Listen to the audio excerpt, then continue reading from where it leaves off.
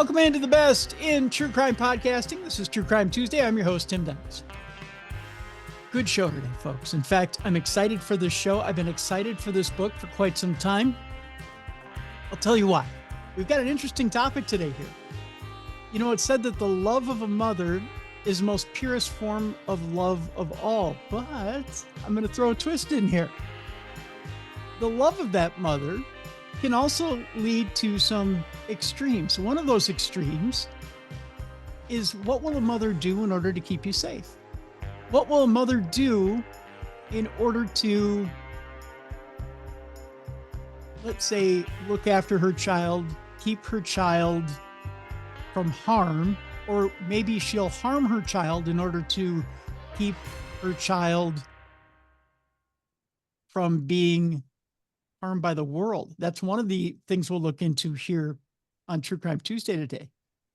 What will a mother do to keep herself safe, her children safe? What will a mother do when things aren't quite right with her or her children? We're going to look at killer moms today. There's many different reasons a mother will kill. We think of mothers as being nurturing souls. Sometimes mothers aren't so nurturing. Sometimes they kill for different reasons. Amanda Woomer, our guest today, has written quite the fascinating book. This book makes you look at motherhood in whole different ways.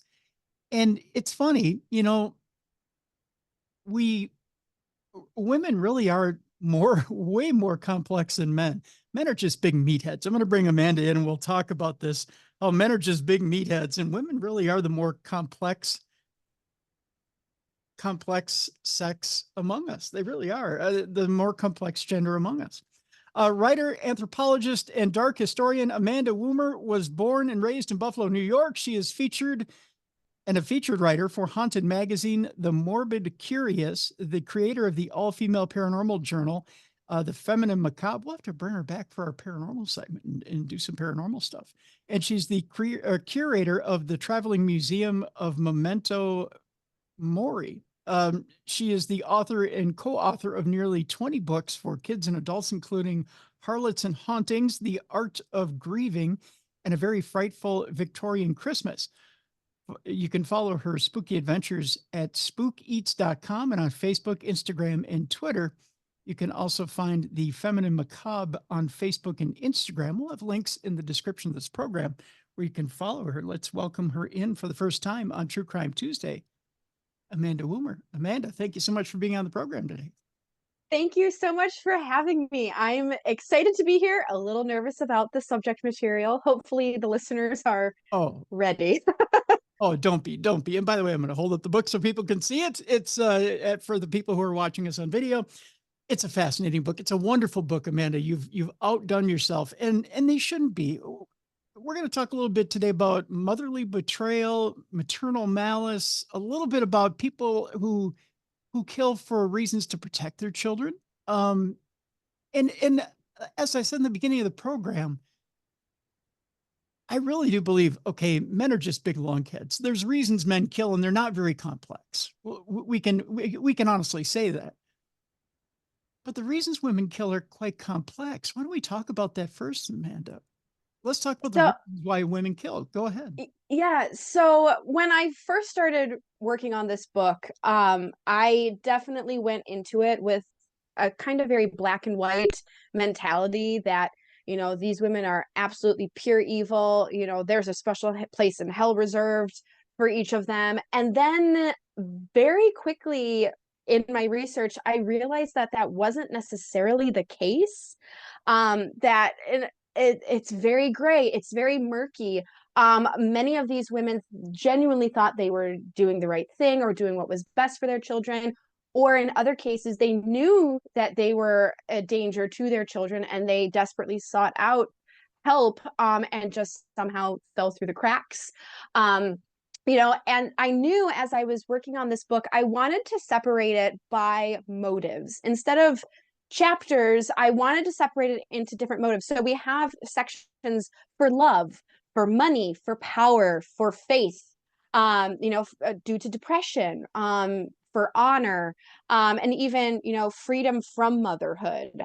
So it wasn't just, one specific reason as to why these women did these horrible acts. In a lot of instances, there were really gut-wrenching reasons, or, absolutely infuriating reasons why these women did these things. And it really was just like this huge spectrum of these women, of why they did it, what drove them to do it, their mentality as they were doing it, and it just really shined a light for me, even personally, on mental health in general, especially women's mental health postpartum, that I didn't even think about. And here I am, like, I have a child. I've gone through the pregnancy and the early childhood days.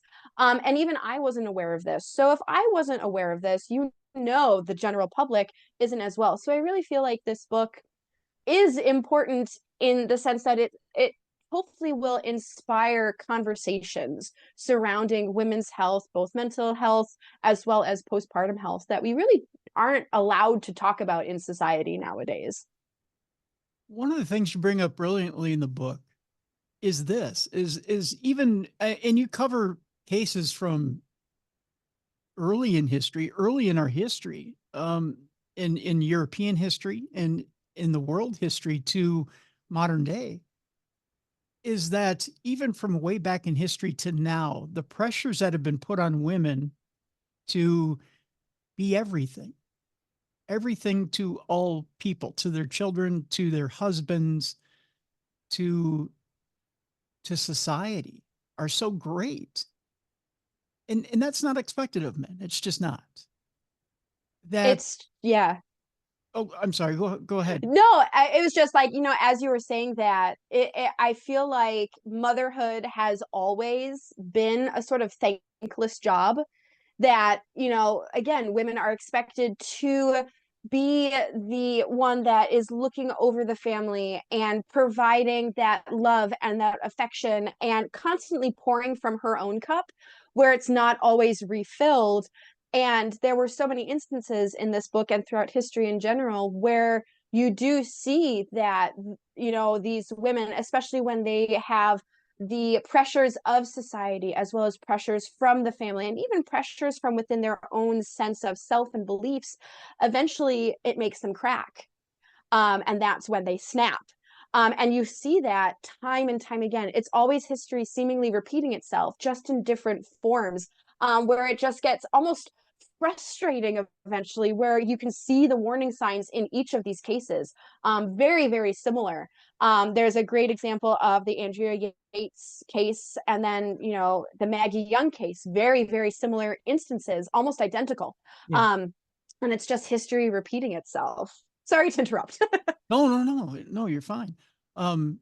The I guess where I was going to go with it is this, is that, even in this day and age, it's a little more socially acceptable as a woman to say, I don't want to have children, and that's okay, because there are women out there that know I can't handle motherhood. I can't handle being a mother. Having children is something that I don't want to do because it's not my DNA. It's not something that I could handle having, and that's okay. That's a completely acceptable choice.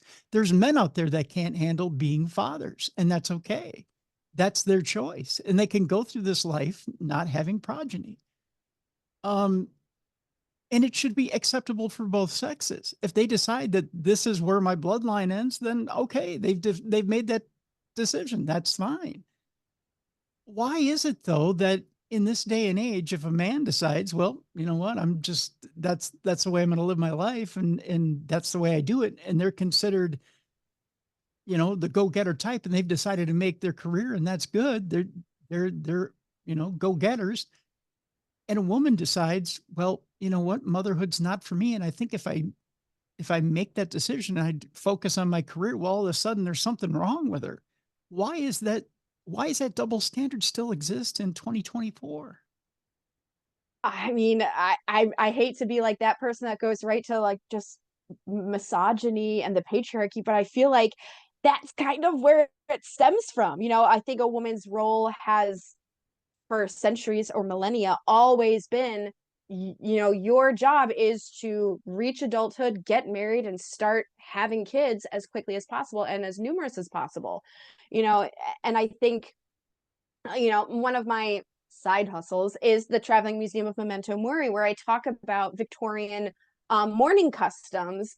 And in that, I discuss how, at least in the Victorian era, there was this drive to have as many children as possible because there was high mortality rates. So in many instances, women were pregnant from marriage until menopause.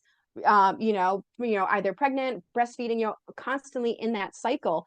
And I think that a lack of desire to want to have children, or that that threat of infanticide or filicide, especially in the Victorian age, was painted as a mental illness. Of course you would want to have children. Of course you would want to, get married and start a family.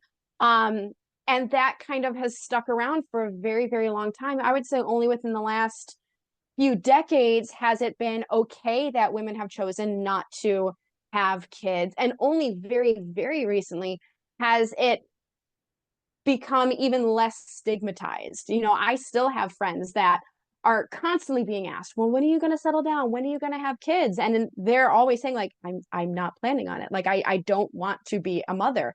And I applaud them, because it takes a lot of courage to be able to not only kind of put your foot down, for yourself, but also for the rest of society. Because again, even in 2024, we're still seeing this.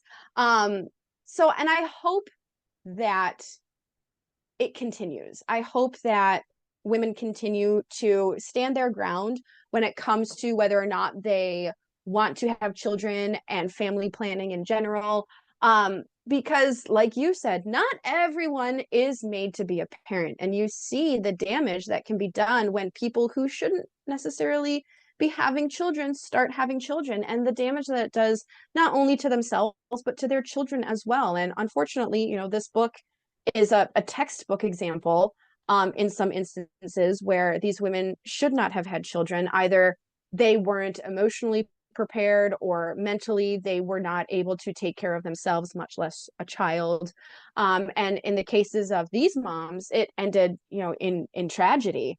So I'm hoping that as society continues to progress and the gender roles in society are evolving and transforming, that we move away from instances of infanticide and filicide, and start having people that are able to kind of have control over their own lives, and not let society dictate whether or not they should be a parent, because again, in some cases it's not meant to be that way, and it's a guaranteed way to avoid tragedy and casualties, in the cases of this book.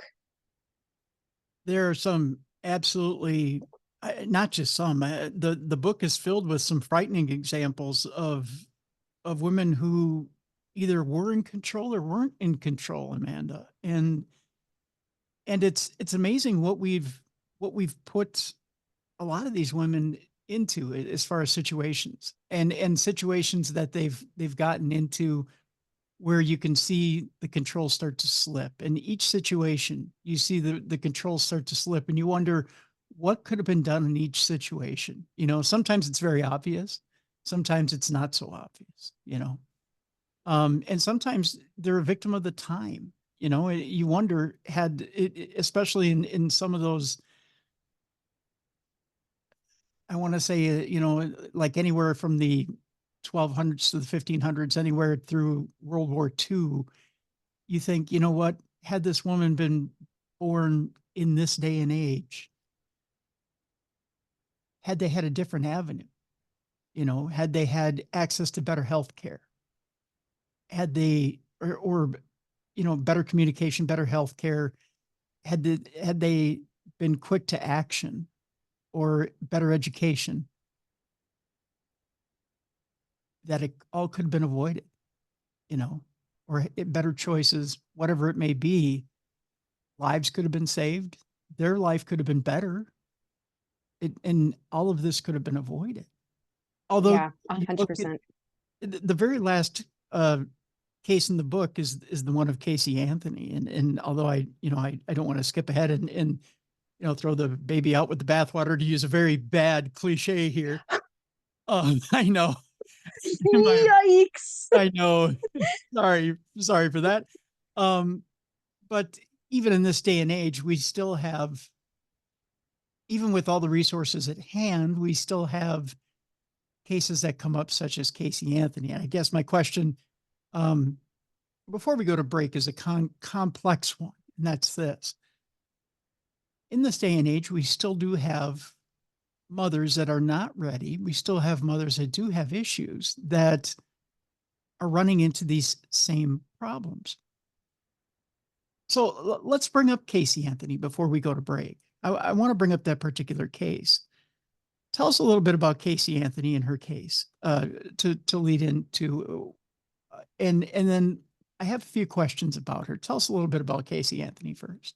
Yeah, so for anyone that's unfamiliar with the case, it was definitely a polarizing case. I think I was in high school when it was happening, and I remember watching the trial because I was one of those teenagers that just did that. But basically, Casey had a little girl named Kaylee, and she ended up going missing for a while. And while Kaylee was missing, Casey was doing weird things for a mom whose child was missing. She was seen out partying and drinking and having fun with her friends. She got a tattoo that said "Beautiful Life."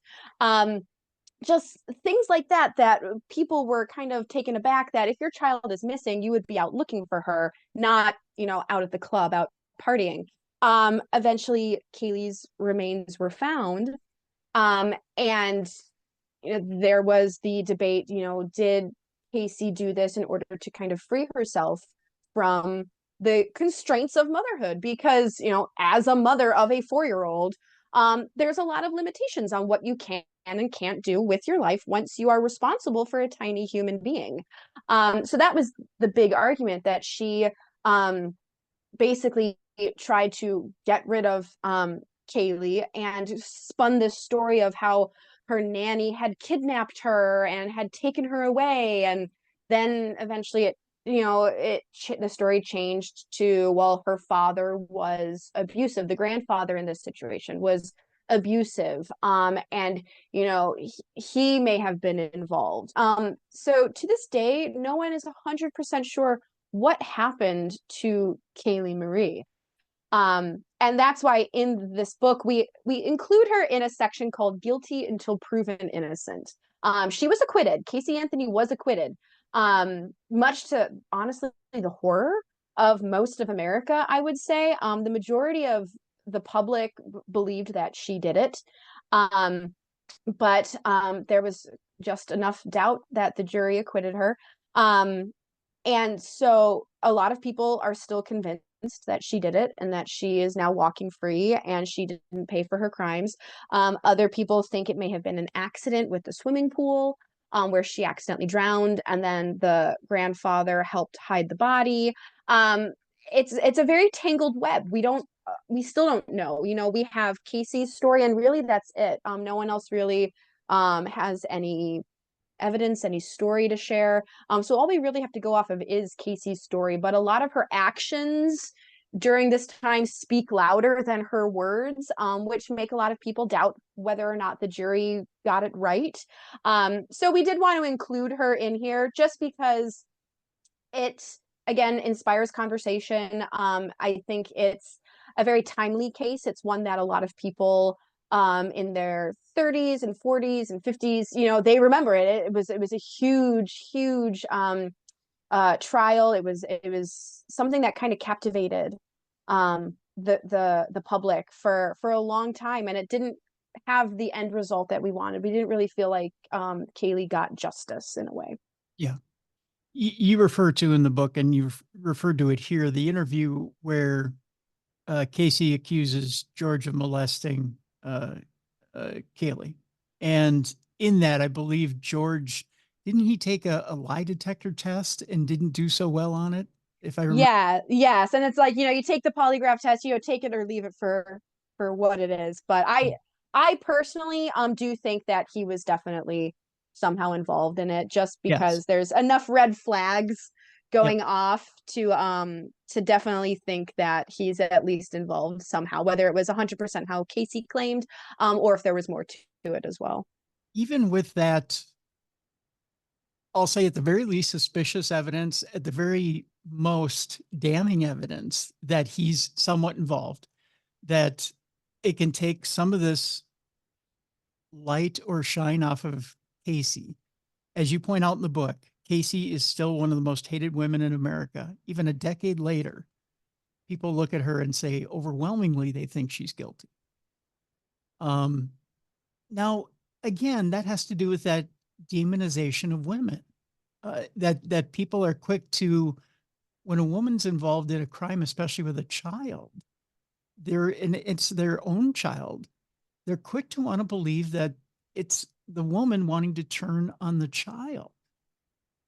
Oh, I struggle to want to, in my head, want to reconcile this. Why is this that we want to think, well, it has to do with filicide or infanticide? Why do we think in our head, well, it has to be the mother turning on the child?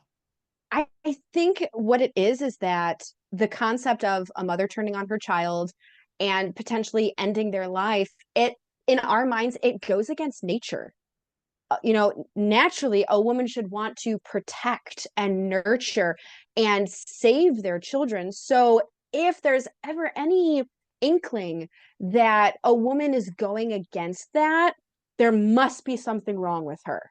And I think again, there's that spectrum of like, you know, after you have a baby, some women have the baby blues. They have postpartum depression. Sometimes it evolves into postpartum psychosis, which is even more dangerous. We have this spectrum, and so often women are told, you should be happy. You have a healthy baby, you have a healthy child, and not all women are happy after having a child. Then you throw in, those sleepless nights, questioning whether or not you're doing things correctly, the strain, the stress. Again, it doesn't seem natural to outsiders looking in. So I think we're very quickly, when a woman goes against her, the role that she should be playing, it's very easy to see her as the villain and to, paint her in a certain way. And I think that is really, Caseyanthony is a prime example of that. That she was a young woman that was partying and getting tattoos and seemingly having fun while her child was missing. That doesn't seem normal. That doesn't seem natural. And one thing I tried to do, not just with the Caseyanthony chapter, but with all of them, was here are the facts. I'm not trying to convince you one way or the other, especially in the case of Casey, because she was acquitted. Mhm. Here's the evidence. Here's what we have. Here's everything that we know. You come to your own conclusion. And unfortunately, despite the fact that, she was acquitted, I feel like people and the public are almost a worse conviction than a jail sentence because, again, she is still one of the most hated women in America, like you said. And I don't think that's ever going to change. Yeah, yeah. Tell you what, we're going to take our break. When we come back, I want to focus on the not just postpartum depression. I want to focus on trauma. Melissa Drexler, who's known as a prom mom, I want to talk about her when we come back. That case is absolutely fascinating. Um, Talk about a young teenage girl who completely treats the life inside of her like a cyst and ignores the life inside of her for the entire time it's there. In fact, all the way up to, well, we'll talk about it when we come back because it's astonishing, folks, and it's a modern day story. Um, Also, when we come back, I want to talk about the fascinating story of Magda Goebbels and the complexity of Magda Goebbels. Uh, her ethnic background, how she gets involved with uh, the Nazi party with Joseph Goebbels, and the end and what happens in the end with them, because it is absolutely fascinating. And what this woman ends up doing is astounding. And the reasons why women do what they do. Magda Goebbels, you could say, might have bordered, I don't know, maybe on the psychotic. I'll ask Amanda when we come back and what she believes. Because maybe she wasn't psychotic. Maybe it was just, in her mind, a way to power. And when you run out of power, was that really enough to say it's time to end it all? We'll ask Amanda when we come back. Fascinating stuff. This book, folks, is absolutely brilliant. And I encourage you to get it, because it gives you a look into the human psyche, in the human female psyche. And it's really quite fascinating. It's called Killer Moms, True Stories. Amanda Woomer is our guest. We have a link in the description of this program. Go get it while we're out. When we come back, more about these killer moms. We'll talk about Melissadrexler, Magda Goebbels, and more right here on the best in true crime podcasting. This is True Crime Tuesday.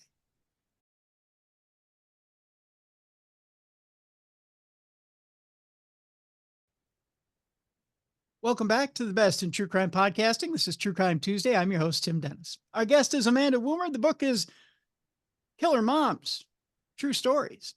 Great book, folks. I highly encourage you to go get this book. It's been released by Visible Ink Press. And it's got, man, it's chock full of just these chilling stories about these mothers who have killed for one category or another. And as Amanda pointed out in the first segment of our program, she's got them separated into categories, whether it be for love, for power, for money. And all these stories are fascinating. They're absolutely fascinating. I want to talk a little bit about trauma in the beginning of the second segment here, Amanda. I want to talk about Melissa Drexler, the prom mom. Tell us a little bit about her and why this story is just so bizarre. It really is bizarre. Like, I feel like when I describe it to people, it's absolutely bonkers. And I think it's a great example of what happens when not only the individual, but the family and the community kind of turns a blind eye, especially to sex among teenagers. Melissa Drexler it was dubbed the prom mom by the press. And basically, she was a young woman that in the 1990s who discovered that she was pregnant and managed to kind of slip into a dissociative disorder where she convinced herself that she wasn't pregnant. She was a good Catholic girl. She went to church. She knew she wasn't supposed to be having sex with her boyfriend, but they did a few times. And when she told her boyfriend that she had missed her period, she got a positive pregnancy test, he kind of convinced her, oh, that can't be, that's impossible. And that kind of planted the seed in her mind that, what, he's right, it's not possible. I can't possibly be pregnancy. Kind of avoiding it and ignoring it. Nobody really mentioned the fact that she had started to gain weight. And she ended up going to prom while she was in the middle of labor. Her water broke on the morning of her senior prom, and she ended up, piling into a car with her boyfriend and her friends, driving to the venue while in late stage labor. And there's actually video of her walking into prom and still pregnant. And at some point in the night, she went into the bathroom and she ended up giving birth in a bathroom stall by herself. And we're not entirely sure what happened. she gave birth in the toilet. And then, according to reports, she likely used the sharpened edge of either the toilet paper dispenser or a sanitary napkin receptacle to cut the umbilical cord. And she ended up disposing of her baby's body in a trash can. She went back to prom. She was dancing. She ate a salad. And it's likely that no one would have discovered it, except when a janitor came to switch out the garbage cans, they realized that this trash bag is much heavier than just paper towels. And when they discovered the body of the baby, police were called, ambulance were called, and it kind of all started to come together, that Melissa had been pregnant, she had given birth, and then she was eventually, arrested for this and tried, for neonaticide, which is the murder of a child within the first 24 hours of their lives. But nowadays, Melissa is now married with children of her own. Like, she has managed to kind of, I don't want to say move on, but this was definitely a case of she had convinced herself that this was not happening. And it, a lot of people do kind of blame the lack of sex education, lack of access to contraceptives among high schoolers at this time. And a lot of psychiatrists, especially ones that spoke in her hearing, describe this sort of pregnancy as, like you said, you had said a cyst, and that was really the perfect way to describe it. Psychiatrists described it as they would see this as a foreign object growing inside of them. So when the child is born, there is no love, there is no affection. It's almost like popping a pimple or extracting a cancer from you. This foreign object that is not supposed to be inside of me is now gone. It's now out, which is a very cold and callous way of looking at it. But this is, this happens. And I think, Melissa Drexler is probably the best example of this happening, just because it did become a media sensation. This young woman gave birth by herself in a bathroom stall at her prom. And when it was all said and done, she went back to prom with her boyfriend. And he was none the wiser this whole time. So it's really a mind-boggling case that really sticks with you. Once you learn about it and you read about it, you really can't forget about it. Yeah. I mean, talk about just numbing yourself to what's going on at the time and then being able to push forward and switching into a different gear like nothing ever happened. I mean, that's the ultimate in trauma and pushing through trauma and then just forgetting. I mean, denial ain't just a river in Egypt, right? I mean, exactly. yeah, I mean, yeah, it's amazing. Magda Goebbels, I want to focus on her beginnings and her end, because Magda Goebbels, before she was a self-proclaimed Aryan, was Jewish. It's ironic, isn't it?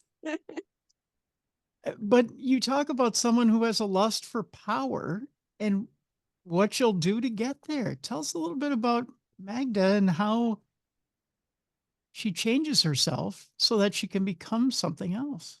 Yeah. So Magda Goebbels is remembered in history as kind of like the almost like the first lady of the Third Reich.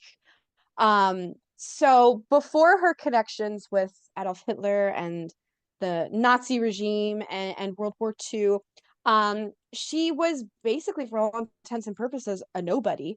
Her her stepfather was Jewish. So she was raised, and her parents had divorced, and she had gone back and forth between her parents. Eventually, her mother met a man named Richard Friedlander. Hopefully, I'm pronouncing that right. I did speak German all throughout college, so I should be getting this right. But he was a Jewish leather goods merchant. He was very wealthy. So Magda actually grew up in a very comfortable life. And she had a lot of connections to the Jewish population where she lived in Germany, and then eventually moved to Brussels. She moved all around Europe, and every time she kind of settled down, she did have that connection with the Jewish community and the Jewish population. She for a long time she was in a relationship with a young man that was a very, very passionate Zionist while she was in Berlin.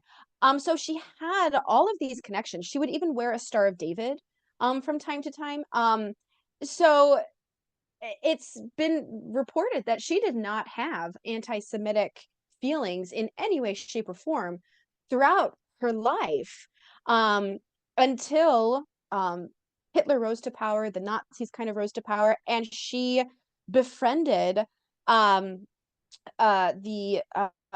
oh my gosh, Joseph Goebbels, if we're doing the German version, but Joseph Goebbels, who was basically in charge of propaganda for Hitler, and he was very, very good at it.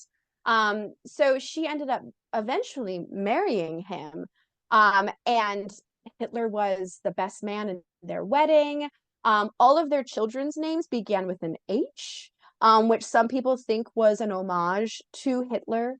That's never actually been confirmed or denied, but it is interesting.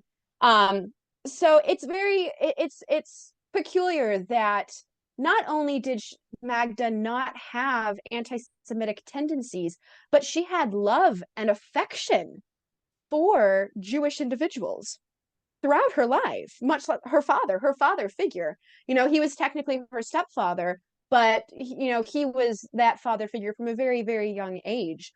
And once Nazism just spread across Germany and then spread across the rest of Europe, it really it almost felt like she became a different person. I personally feel like she was used to living in comfort and luxury and marriage to Goebbels and having Hitler's ear was a way to kind of guarantee that she would maintain that comfort and that luxury. And as the years progressed and as World War II progressed, she really was kind of the first lady. Hitler did not, marry until the very end of his life. And so he saw Magda and Joseph and their children as the perfect picture of the German family, the ideal German family, the ideal Aryan family. And in the end, I don't think anyone was really willing to give that up. And it took a deadly turn. It's suggested in the book that, well, not only suggested, but it's also part of history that both Joseph and Magda had affairs, multiple affairs. Do you think or even speculate or know for a fact that maybe Magda had one of those affairs with Hitler himself? I don't know. I don't necessarily think that was the case, but I do know, from this research that Hitler was strangely involved in their relationship. They had multiple affairs with each other. Were on the rocks multiple times. Were on the verge of separating numerous times. But I think because Hitler had painted them as that family, the perfect family, he was not allowing them to kind of act on their emotions. And sometimes people grow apart. Sometimes you realize this isn't a union that is really meant to last. Let's go our separate ways and wish each other the best. That was not an option at all. So I don't know if she necessarily had an affair with Hitler, but I do think that there was inappropriateness when it comes to her relationship with Hitler, as well as Hitler's relationship with the Goebbels' relationship. Instead of it being this private, personal affair, he had his fingers all over it. to make it what he needed it to be in order to continue the farce, really, of the Third Reich and what he was hoping to achieve. And for time's sake, I mean, we're well aware of how the end happened for them. It's just curious that, Joseph was the successor to Hitler. So they waited for Adolf and for Ava to commit suicide, and then they take themselves out, but not before Magda takes the children out, which, Yeah.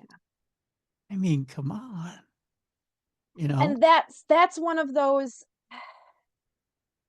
I personally think, from doing the research and reading a lot of like her letters to her grown son from a previous marriage that was away, I do think that this was one of those instances where she truly genuinely believed it was the best thing that she could possibly do for her children in that moment. For those of you unfamiliar, at this point they're in the Führer bunker. They're underneath the bunker, or they're in the bunker underneath Berlin as Soviet troops are marching towards Berlin. And she basically comes right out and says that her children are too good for the life and the world that will follow once Hitler is gone and once the Soviets are here and once the war is over and Germany has lost. She fears what would happen to those children of Joseph Goebbels, Hitler's, right-hand man. So in order to protect them from the horrors that she's convinced are coming their way, she ends each of their lives. That is not defending what she did in any way, shape, or form, but I do think that in that instance, she truly believed that she was doing the right thing. And I don't necessarily think there was any psychosis or anything like that. I think she was so wrapped up in the cult mentality of Nazism that she could not imagine a world beyond that, much less a world that would be kind or safe or good for her children that were the results of the Nazi party. So it's a dark story, and then once she, murdered all of her young children, she and Joseph committed suicide, and then the Soviet troops arrived and they found the entire Goebbels family, outside, just outside the bunker and then within the bunker. So it really is one of those gut-wrenching, I mean, there's so many gut-wrenching stories that come out of World War II and the Holocaust. But this is an interesting one because this is a woman that seemingly had everything, and she, was at the peak of her power and, was kind of, her hand was forced in a way to take it all away herself, which is, it's powerful stuff, good or bad or otherwise. Speaking of World War II, we have time for one more here. You have fascinating stories here, Amanda, from cover to cover. I want to stick with World War II because there's one here where of a woman who kills both for the safety of her child and at the same time is killing for money. There's a double-edged sword here. We're talking about Leonarda, I believe it is it Cianciulli or Chuli? Cianciulli, I don't know. Cianciulli, I believe it is. Yeah, Cianciulli. I remember my we'll Italian. call her Leonarda. Leonarda, yes. She's also known as the is it the soap maker of Correggio, yes. maybe. Yes, the soap maker, which is horrifying. Yes, that is horrifying. Her story is absolutely, and we both have a paranormal tie here. She's also known as an astrologer. She dabbled a little bit in witchcraft. She also had a little bit of a tawdry reputation in one of her original towns. I'll let you tell us a little bit about her. I'll step out of it. She was born and raised in Italy, I believe, right? Yes. Yeah. So Leonarda Cianciulli, maybe. I apologize to anyone who speaks Italian. I think you hit it better than I did. Yeah. Okay, we'll say I'm better at German than Italian. But she was born in 1893. And she had really a very difficult life from the very beginning. It said that she was abused as a child. She was raised in poverty, and it said that her mother physically and verbally abused her.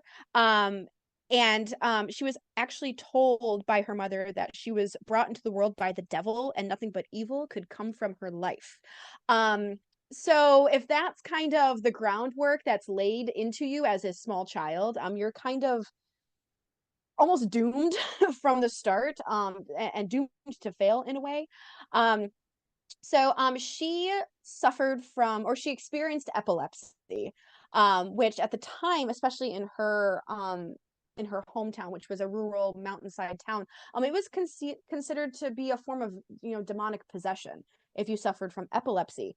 So this only kind of continued to add to this mentality that, she was evil, there was something wrong with her. And then as she got older, she definitely had a rough reputation. She had very loose morals, to say. She threatened a woman with a knife at one point. She was arrested on several occasions. Um, so she definitely had kind of like a rough patch in her earlier years. And then eventually she did become very interested in the occult. She would go to Romani fortune tellers and they would tell her her fortunes. One in particular said that in your right hand I see prison and in your left hand a criminal asylum. And that's something that I don't think she ever really necessarily forgot. Eventually, she got married. That didn't really stop her from kind of her more bawdy ways. But she experienced a lot of loss as a mother. She had 3 pregnancies that ended in a miscarriage, and 10 of her children died as in childhood. Um, so in the end, only 4 of her children actually reached adolescence. And her absolute favorite one was Giuseppe. Um, and as World War II arrived, she became concerned that Giuseppe would be called off to war, which was a very valid concern of hers. And so, because of this, she started having this belief that if she killed and kind of found blood sacrifices, she could protect Giuseppe. And that's pretty much what she started doing. She ended up basically luring in 3 women that were her neighbors and convinced them to either, um, you know, I found this job for you in this town, or I found this man for you in this town. So they would have kind of an alibi in a way, and she would end up murdering them. And in the process, as the story goes, and this is all very allegedly because she wrote this down in a book while she was in prison. And some people have argued that she created this story in order to be able to plead insanity.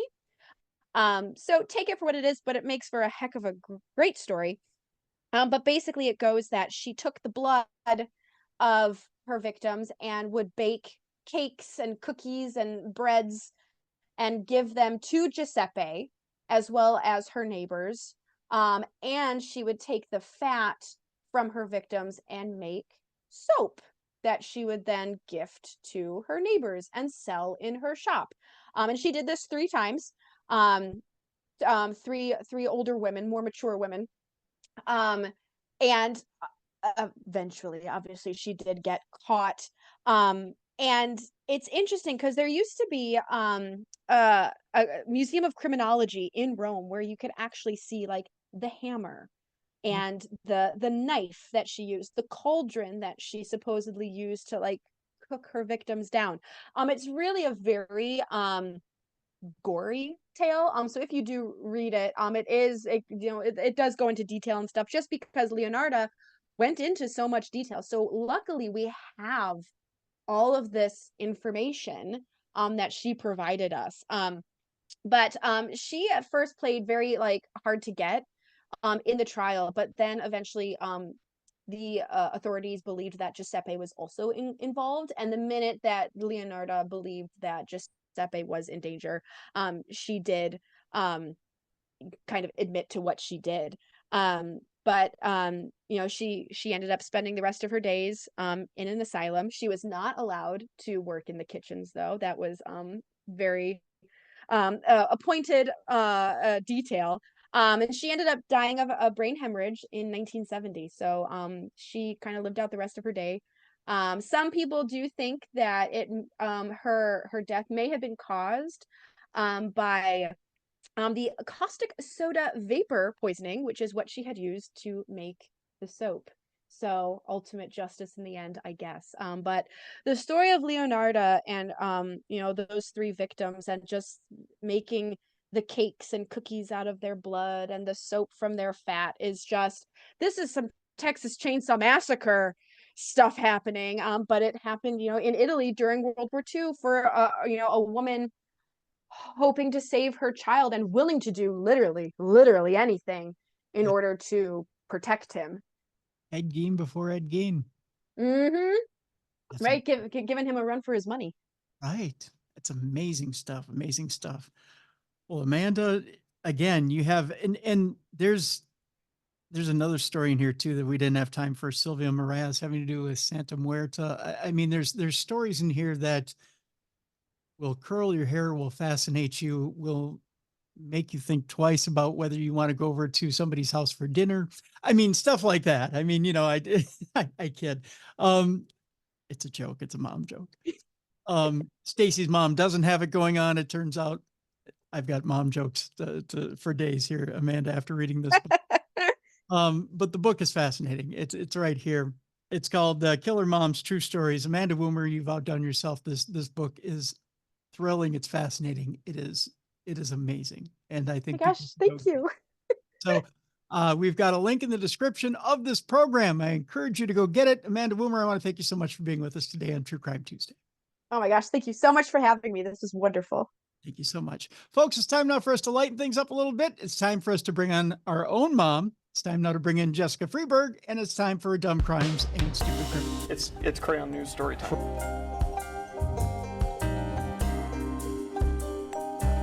What happened with this dude, Christ Bearer? I heard he cut his penis off and then jumped off a balcony. Suspect pulls gun from butt, shoots twice at Denver police. What is your emergency? I need help. And what's the problem? I'm too high. You're too high? Yeah. It's that time again, the time you've all been looking forward to. It is time now for Dumb Crimes and Stupid Criminals. And with that, we need a co-hostess. So I've scoured the earth. I've searched high and low. I've gone from continent to continent. That wasn't good enough. And I said, you know what? There's a list out there. There's a list I must check. So I went to the New York Times bestseller list, and they said, no, not quite yet. Not quite yet. No. So I went to the Hindustan Times, and they said, oh, my friend, we have found the perfect one for you. And I said, who is it? And they said, the one, the only Jessica Freeburg. She's #1 on our bestsellers list. I said, perfect. Forgive me for the back. There she is, ladies and gentlemen, Jessica Freeburg, Hindustan Times #1 bestseller for her 2 new books. What can I say? And you've been all over the world and you landed right back in Minnesota, Tim. I did, yeah. And actually, I didn't have to go that far. It was fun. It was funny how that works. Down the street, practically. I know, practically. It's funny how that worked. I don't know. But you're here. You're here with us again this week, so I appreciate that. Me too. Yeah, more than you know. More than you know. So, boy, Jess, have we got some interesting stories this week. Hypocrisy in Florida. By the way, I've gotten quite a few emails, quite a few correspondents that have said to me, Tim, you got to check out this new show on Max. It's called, what is it called? I Am Florida Man, something like that. Oh, I've seen the trailer for it. I haven't had a chance to watch. There's one episode of it out there. They made it sound like it's this huge documentary. I can tell it's people who don't have Max, because if you watch the trailer, it's obvious that it's okay. So it's based on real Florida man stories, which is good.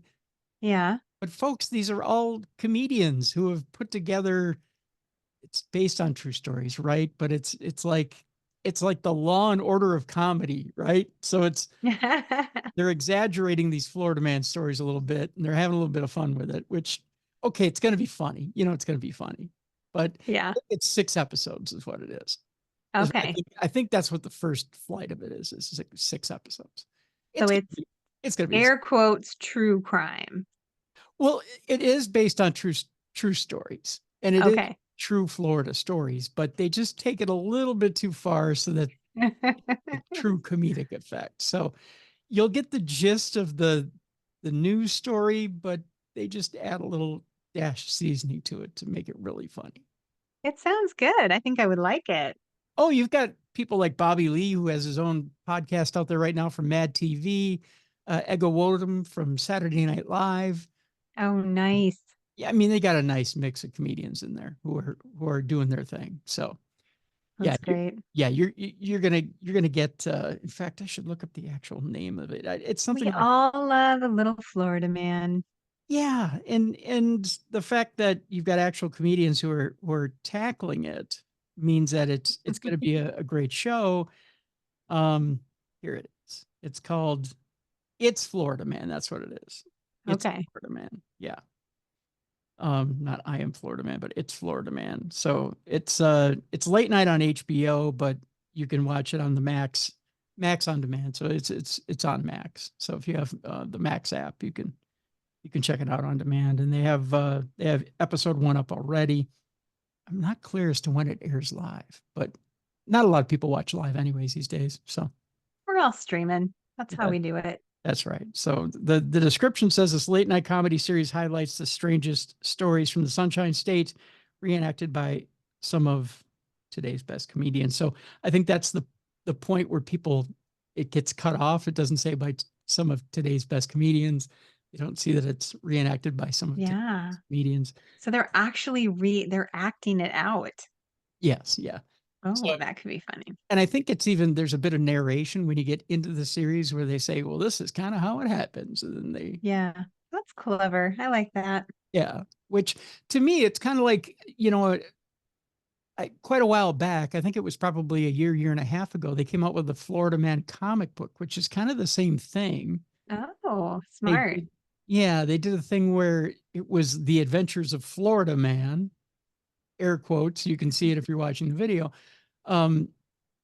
And it was Florida Man was a character or a superhero, but he, in the same respect, kind of narrated some of the tales of Florida Man and some of the things that had happened, and then he would jump in and save whoever. So yeah, but he did it by riding around on his airboat.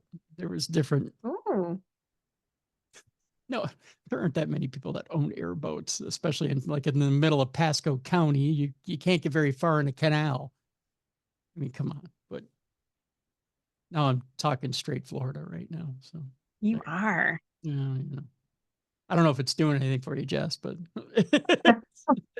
It's hot. I'm talking straight Florida man trash right now. I told you, I like me a little Florida man. A little, just a little. Just a little. Yeah, Just you a don't want to little. get too. Not a big Florida man. No. I mean, I'll take you to Publix and get you a sandwich, but it's about as Florida man as I get. We're not going to Walmart and going shopping. It's too dangerous. Oh, Yeah. I ever yeah. told you I almost got in a fight at a Pasco County Walmart. No, what happened? Dude was just out of control, but I mean, you're so calm and I am. sweet. Yeah, no, but this guy was out of control. He was I think he was a little high on meth. But Oh, yeah. yeah. yeah, but he almost ran me over with his car as I was coming out of the Pasco County Walmart. Oh no. Yeah. Yeah, Yeah.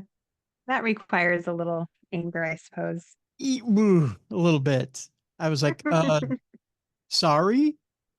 He's like, fuck you, dude. And I was like, okay, all right. Yeah.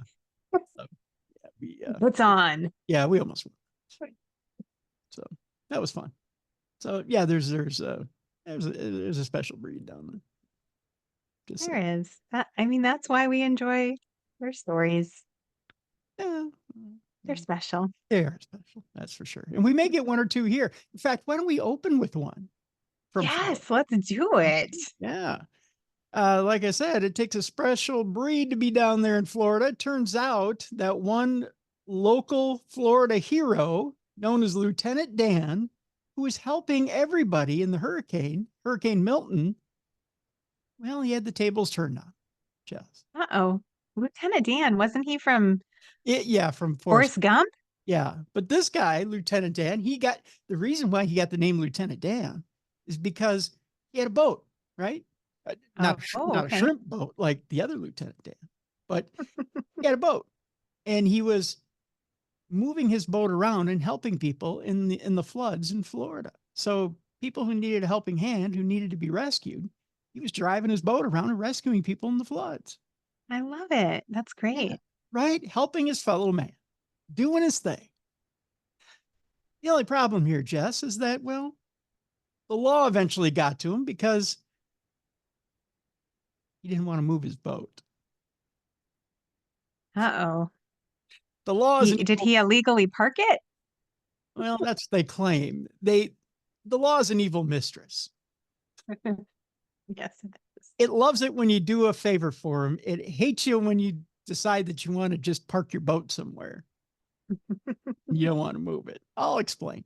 A Florida sailor who went viral after deciding to brave Hurricane Milton on his boat has been arrested after he refused to move his vessel over alleged health hazards. Oh boy, this is interesting.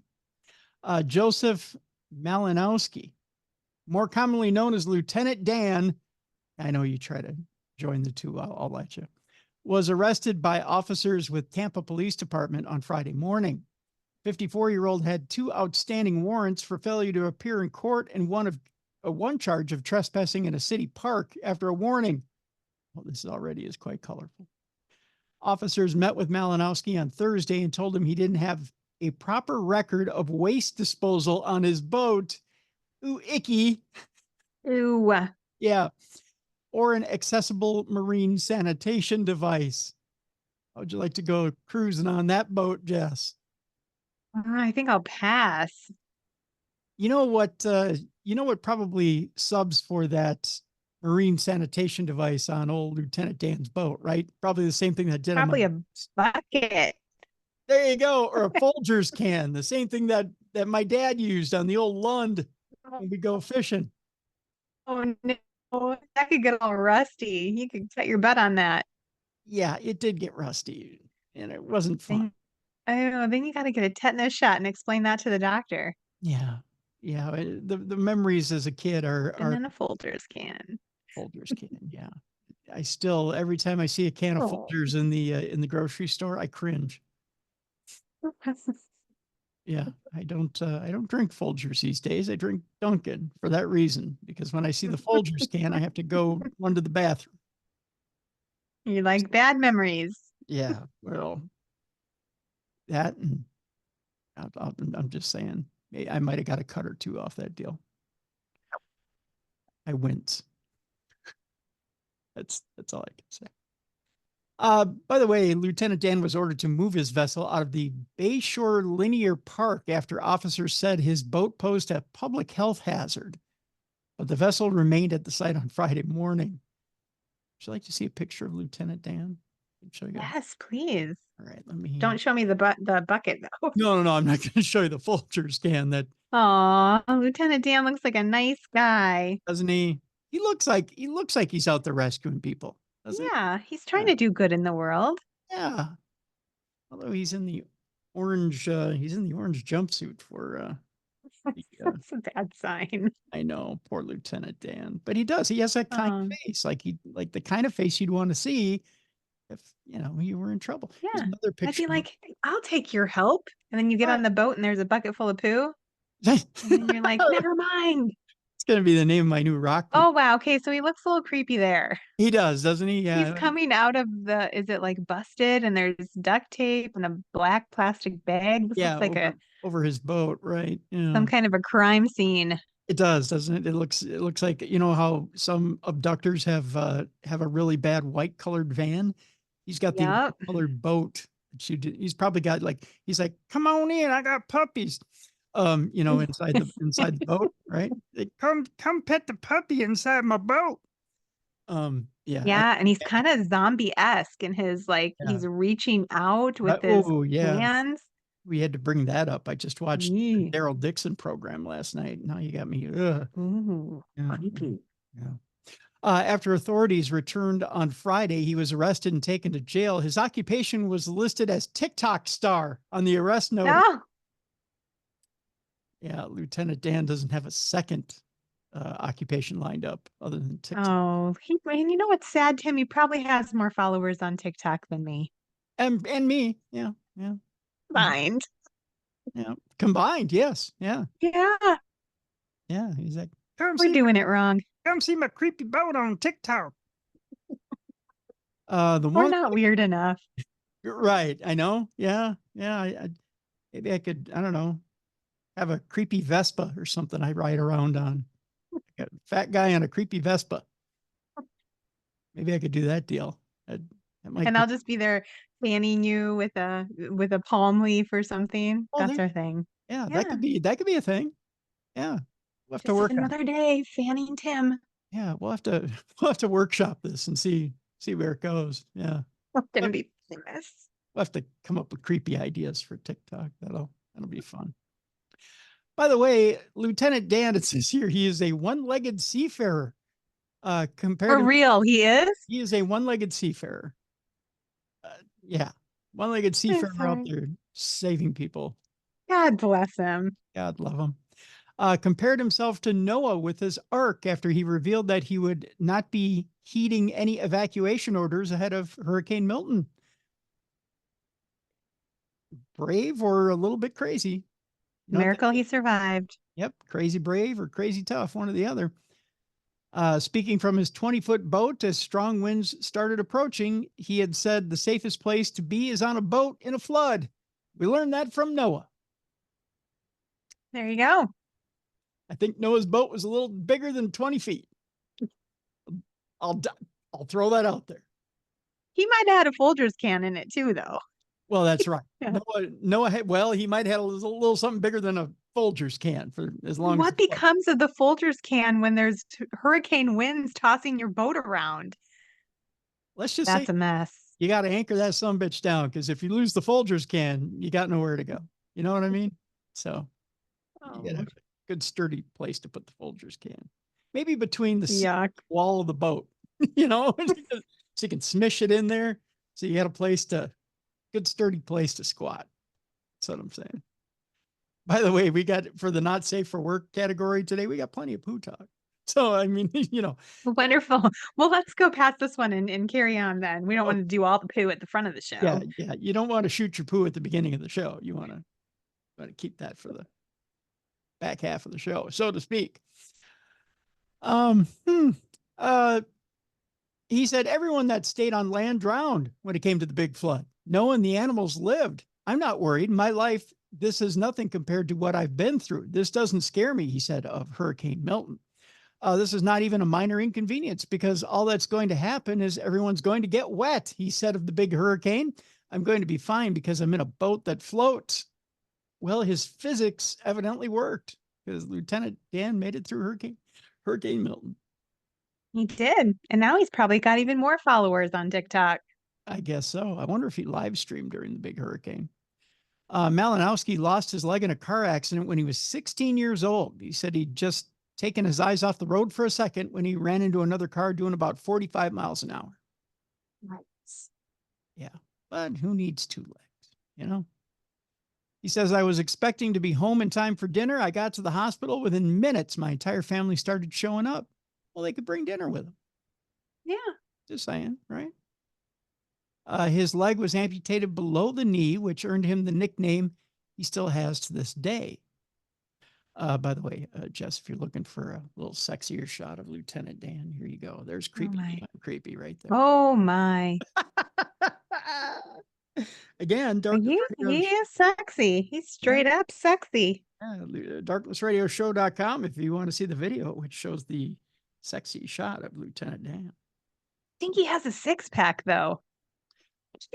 I mean, it's not like he's just so skinny. I think it's See more, all of his here, bones. let's focus in on that ab section there, Jess. I think that's more of a 3-pack right there. That's all right. There's like pack on the side and then like yeah. not in the middle. That's more of a hunger belly he's got there. We call that emaciated, not ripped. Yeah, that's emaciated, not ripped. That's what that is right there. Yeah. That's what we call sailor's belly. When you're out on the water for way too long and you haven't caught anything.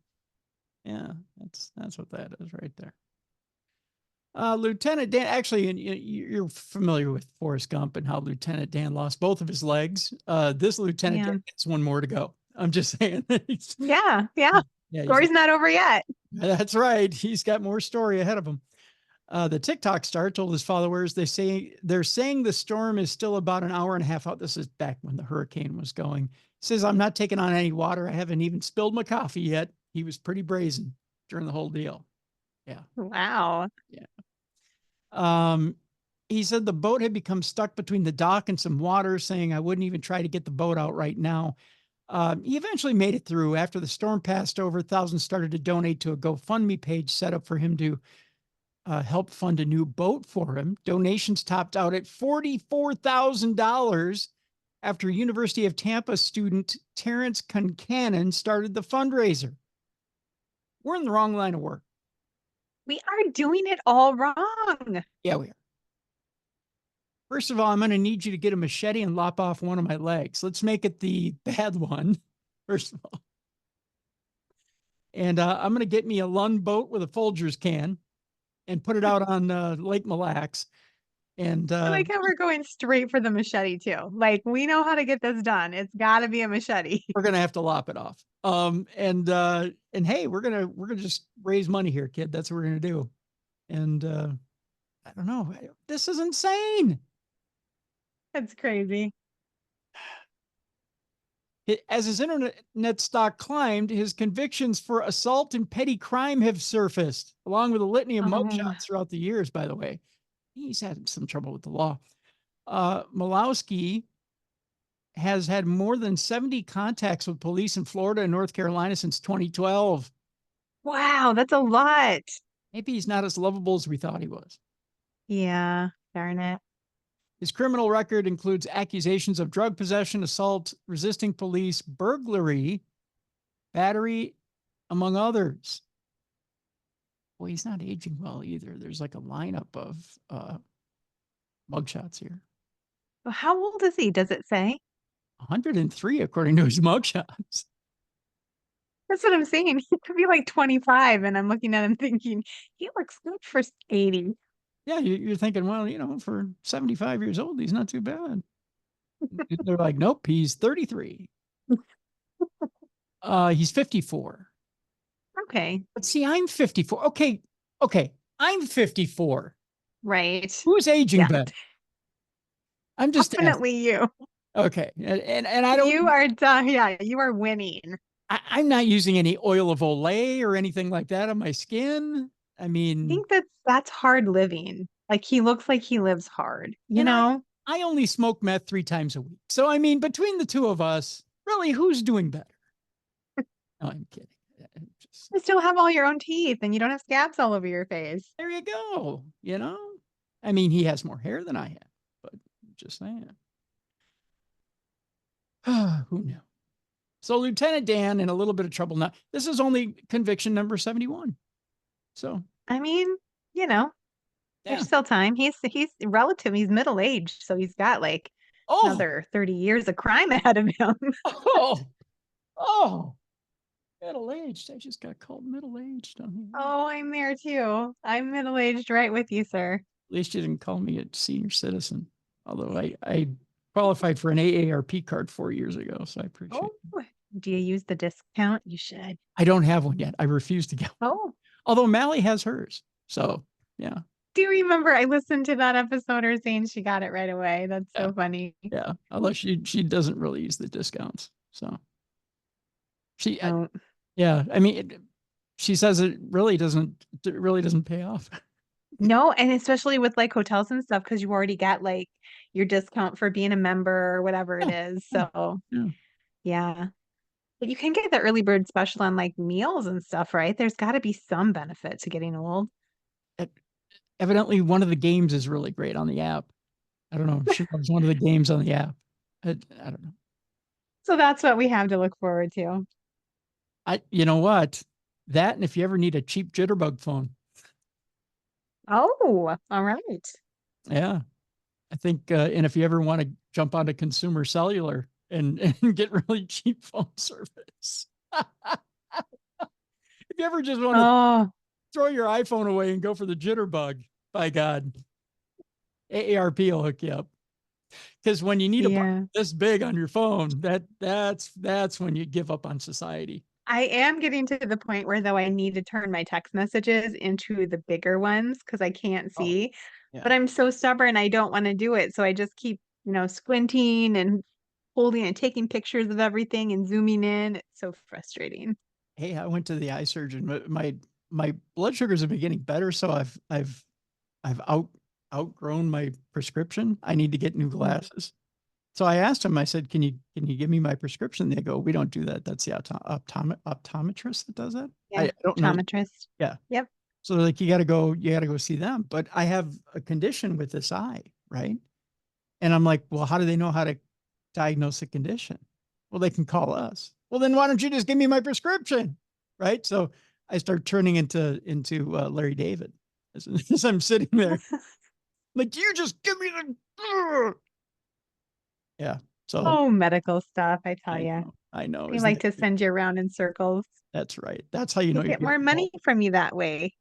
Right. See? It's true. See?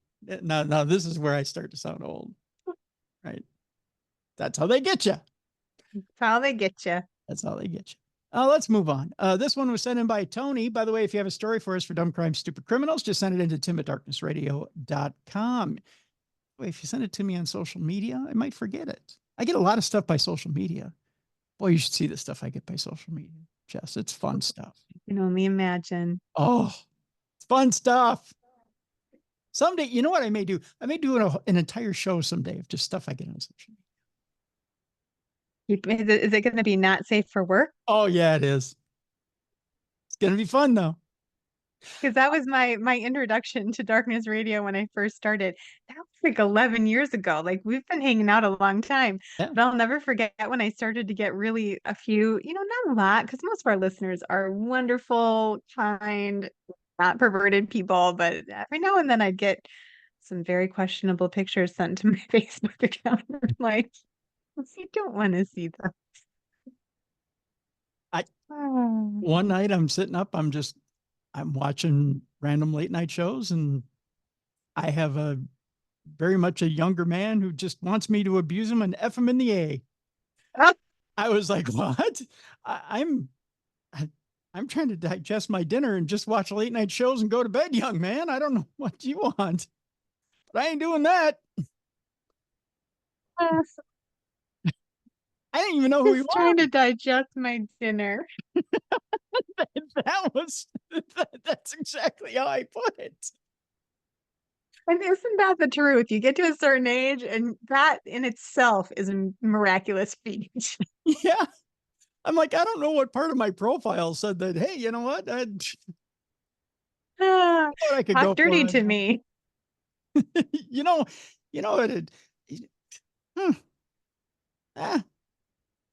Maybe I just look like a friendly old bear. I have no idea, but hey, why not?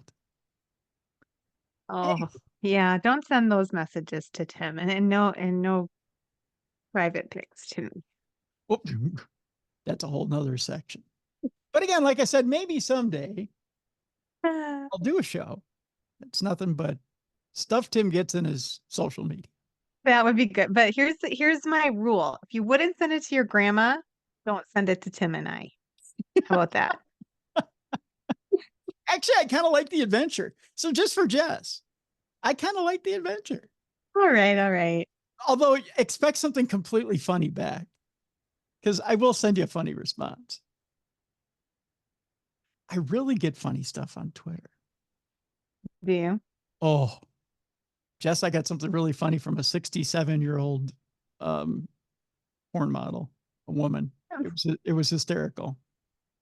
Oh my gosh, I can only imagine. When I didn't respond properly, like with the proper, oh my God, that really turns me on. She came back with, "Hi, how are you today?" I'm like, well, if you would have opened up with that, that would have been nice. Instead of bang, here it is, I'm all out there. You know, because I was like, that's kind of disturbing. That's kind of like walking in on your grandma when she comes out of the shower. That's exactly how I put it. I said, if we would have started with hello, that would have made for an easier conversation. I don't think she was impressed with it. So, you know, sometimes I can be a little blunt, but it's funny to me. All right. I mean, you earn it. If you're sending pictures like that uninvited, you earn whatever response you get. Right. I mean, you know, just be prepared. I'm just saying. That's all I'm saying.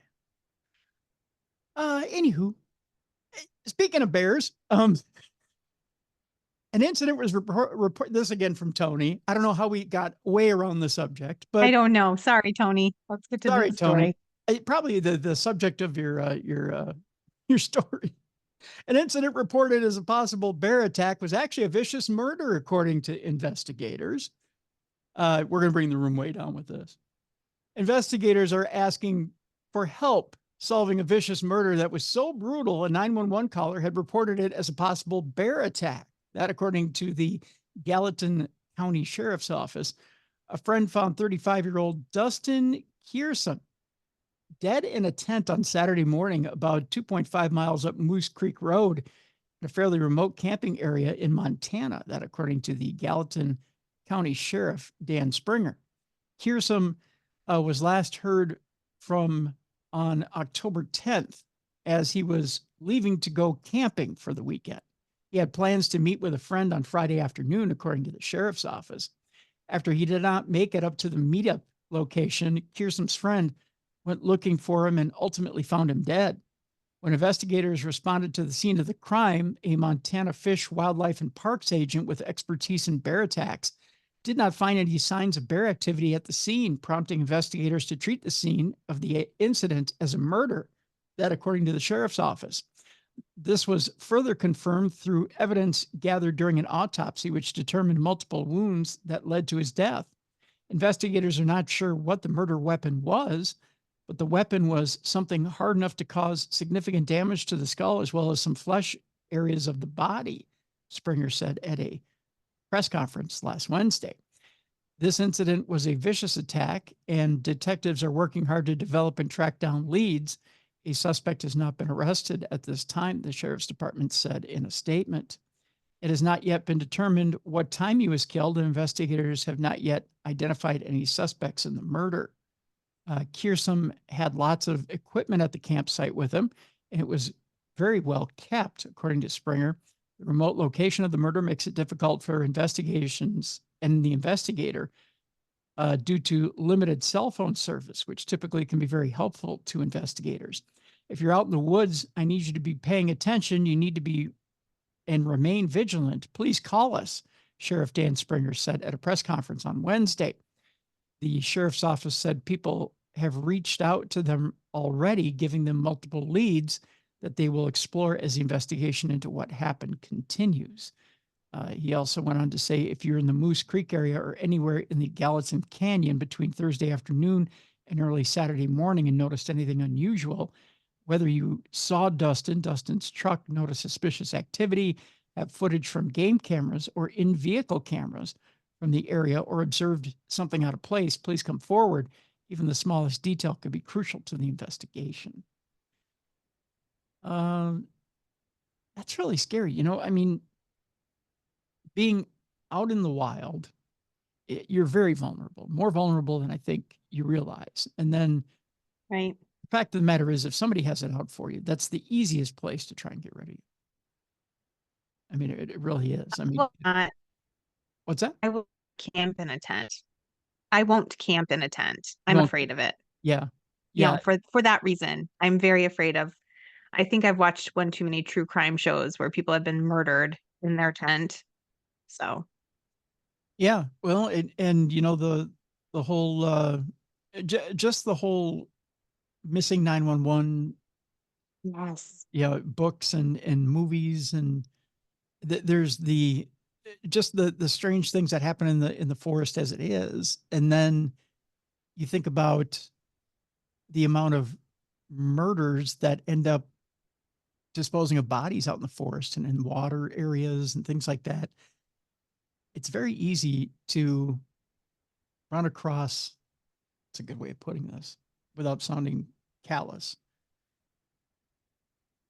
It's very easy to run across people who have tried to get rid of their evidence of a Right. crime out there as it is. But then if someone really wanted to catch up with you and try to get rid of you, it'd be very easy to do out in the forest. One. Two, nature itself is not friendly. I think people like to think that nature is a friendly sort and we're, kumbaya with nature. And if we just go up and are nice to it, it'll be nice to us. That's not the case. Yeah. It can Yeah. be dangerous, that's for sure.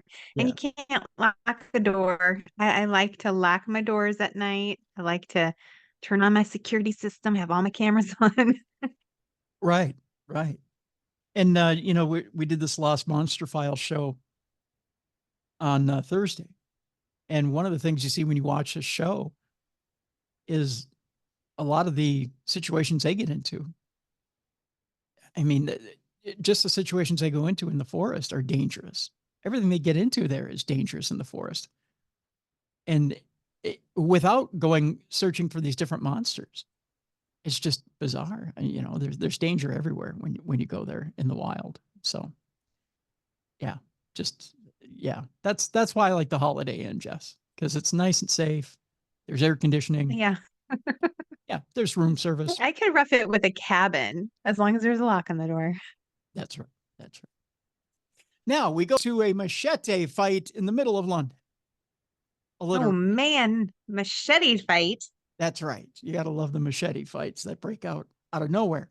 You think it only happens in Broadway musicals, Jess, but no, a machete fight can happen anywhere, at least according to Danny Trejo. But it's true. A machete fight breaks out, Jess, in front of children on a packed London high street. And nobody said, when you're a jet all the way, as it happened. You can name the play if you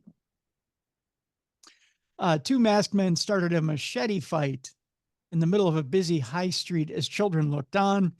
Footage shows the pair dressed in black fighting in the road in broad daylight, forcing traffic to stop in High Street North, East Ham on Monday. They were both armed with huge blades, and one swung at his rival before he backed off. This to me sounds like a Pirates of the Caribbean movie. Like it does. It's wild. Like they're just like, and the other goes, and there's kids, and the kids are like, they're like, is this Disney? Right. Are you auditioning? One of the weapons was nearly 2 feet long. The other was about a foot. So one could say his was bigger than the other. Mm-hmm. One witness can be heard saying, "Don't do it, please." Another added, "Stop." It was so melodramatic. It was fun. I love your little child English accent. Yeah. I do sound like a kid, so it's kind of little fun. child Timmy. Yeah. "Don't do it, mister. One of you's got to get something cut right off. Some porridge." You're Tiny Tim. You're Tiny Tim from the Christmas Carol. Yeah, that's, well. God bless us, everyone. Yeah, well, I only had one role in the play at school, and then they kicked me out. What was your role? Tiny Tim. Yeah. Well, it's because I had the one leg, so yeah. And I just played it last year, so it's kind of awkward having the facial hair and everything, and 54-year-old man standing there. "God bless us, everyone. You're a little old for this, sir." I don't have the accent. Your accent's so good. So good. Thank you. Scene. Thankfully, neither of them landed a blow. because they're horrible at swinging a machete. And the video soon came to an end because they didn't have that much room on their phone. It was the worst machete fight ever. A group so of sad. it was a group of members of the public, some of them kids, were seen standing near a NatWest bank as the fight ensued. A blue Skoda Octavia stopped in front of them on the road while a white Kia Sportage pulled out of a side road, and the driver paused after spotting the armed fight. You could hear giggling in the background as well. Resident Lee Daniels said, "It's not the same East Ham High Street I used to know," or "It's not the same East Ham High Street I used to know. Back in my day, we used to hit a bloke with a machete, used to hit him right in the neck, and this thing in a minute." Yeah. Oh, you just need to do the whole show with that accent. No. Michael said, "Return to medieval times, we did. Then I got me chimney sweeping. I went right back to work." Another echoed this and added, "Medieval sword fighting, 2024 London style." One said, "What's wrong with this country?" I'll tell you what's right with it. They didn't pull out guns and shoot each other. That's true. Right. If they would have had guns, it would have been lights out for someone. That's right. The whole block would have been lit up. Instead, they just blindly swung a machete around. That's right. I like how you did that like a lasso. Everyone just went home. Yep. They just swung a couple of big knives at each other and went home. Got tired and went home. That's right. They're exhausted. They went for a couple of grilled cheese. themselves out. Yep. What do you say, mate? I'm exhausted. Fish and chips? That was it. And then they went home. Yeah, swung in at the pub and got a brewski and called it a day. That's right. If we did more of that in America, we'd all be alive. Just saying. More machete fights in America. I'm going to run for president based on that. You're going to win. I would vote for you. Would you? Thanks. I appreciate it. Put down the guns, more machete fights. Even if it was between you and The Rock, I would vote for you. Really? Thank you. I appreciate that. Yeah. So I'm gonna put up machete stations everywhere. That's gonna be my plan. That's how I'm running. Machete stations on all urban streets. So you just, in case of fight, break glass. And then just make them dull, because then if you get hit with it, it's just kind of like getting, slapped. Yeah, exactly. That's exactly what it's going to be. They're not going to be sharp. They're going to be like dull machete fights. I'm going to call them dumb machetes because they're going to be dummy machetes. And you're just going to end up hitting each other upside the head with them. And that's going to be it. Make America fight again. That's what I'm gonna run on. Make America fight. Make America sword fight again. Sword fight again. There you go. Make America sword fight again. So that makes it just sound like two guys going at it and knocking their dicks against each other. I don't know that I want to go that direction. Is that what you call it? Yeah. That's called sword fighting, Jess. Oh, I didn't know. Yeah, some guys do that in the shower at sporting events. You don't want to talk to your son about this. Yeah. He'll tell you some football locker room stories. I'm just saying. Oh, I don't even want to know. That's just strange. Yep. Just saying. Don't ask him about it. He'll tell you. That's why you don't want to make America sword fight again, Jess. No. The birth rate will go down significantly. So that's why I've had all my kids. I'm good. I'm done. I can just pull up a chair in that shower room and just sit back and watch you guys sword fight all night long. Won't bother me a bit. We'll make a pay-per-view event out of it. Make myself a little tub of popcorn. That's how we pay down the debt, Jess. Pay-per-view sword fight events. That's right. You've got it all figured out, Tim. Vote for me. Tim for president. You got to be half crazy or in the bag to vote for me. Just saying. I don't know. We'll move on to our next story. A mom shows airport security her holiday photos because we're all proud of our kids. There's only one problem, Jess. Sometimes when you pull out the holiday photos, it comes with real snow. Ooh. I'm talking real snow. Oh. Yeah. What kind of snow? Yeah. Not the kind that, came from the Swiss Alps. We're talking. Yeah, it's not like her snow globe broke in her purse. Oh, no, we're No. talking Okay. real snow from Brazil. 27-year-old Larissa Linz had been stopped at Manchester Airport after flying from Brazil and had claimed she had come to the UK to research nice places. But officers soon uncovered something very, very wrong, Jess. Very, very wrong. A woman who smuggled nearly 100 pellets of cocaine both inside and outside her body. Ooh. Yikes. Ooh. Yeah, that makes for a fun search for airport security. Unwittingly, That's a cavity search right there. boy, is that ever. That's the full one. Yeah, that's the whole nine. Unwittingly showed Border Force officers images of the drug on her mobile. Well, that's where they start. Is when you have a little trace on your cell phone here, you got a little trace right there. See, You're like, here's little Timmy, and here's Sally Sue, yeah. and that's the drugs I stuck at my Yahoo. Wow. Right here. See? Yeah, there's a picture of it. 27-year-old Larissa Linz was intercepted at Manchester Airport after jetting in from Brazil. She insisted she had traveled to the UK to research nice places. That's a quote. Having previously passed through France and Portugal. Despite denying any illegal activity, she presented officers with photos of her time in France. As in I see London, I see France, I see that cocaine sitting in your pants. However, as they flicked through those images, they stumbled upon an image of the white pellets. Whoops. Further investigation revealed that Linz had swallowed, hidden, and stashed a kilo of the narcotic, both internally and externally. Oh my goodness. That's a lot.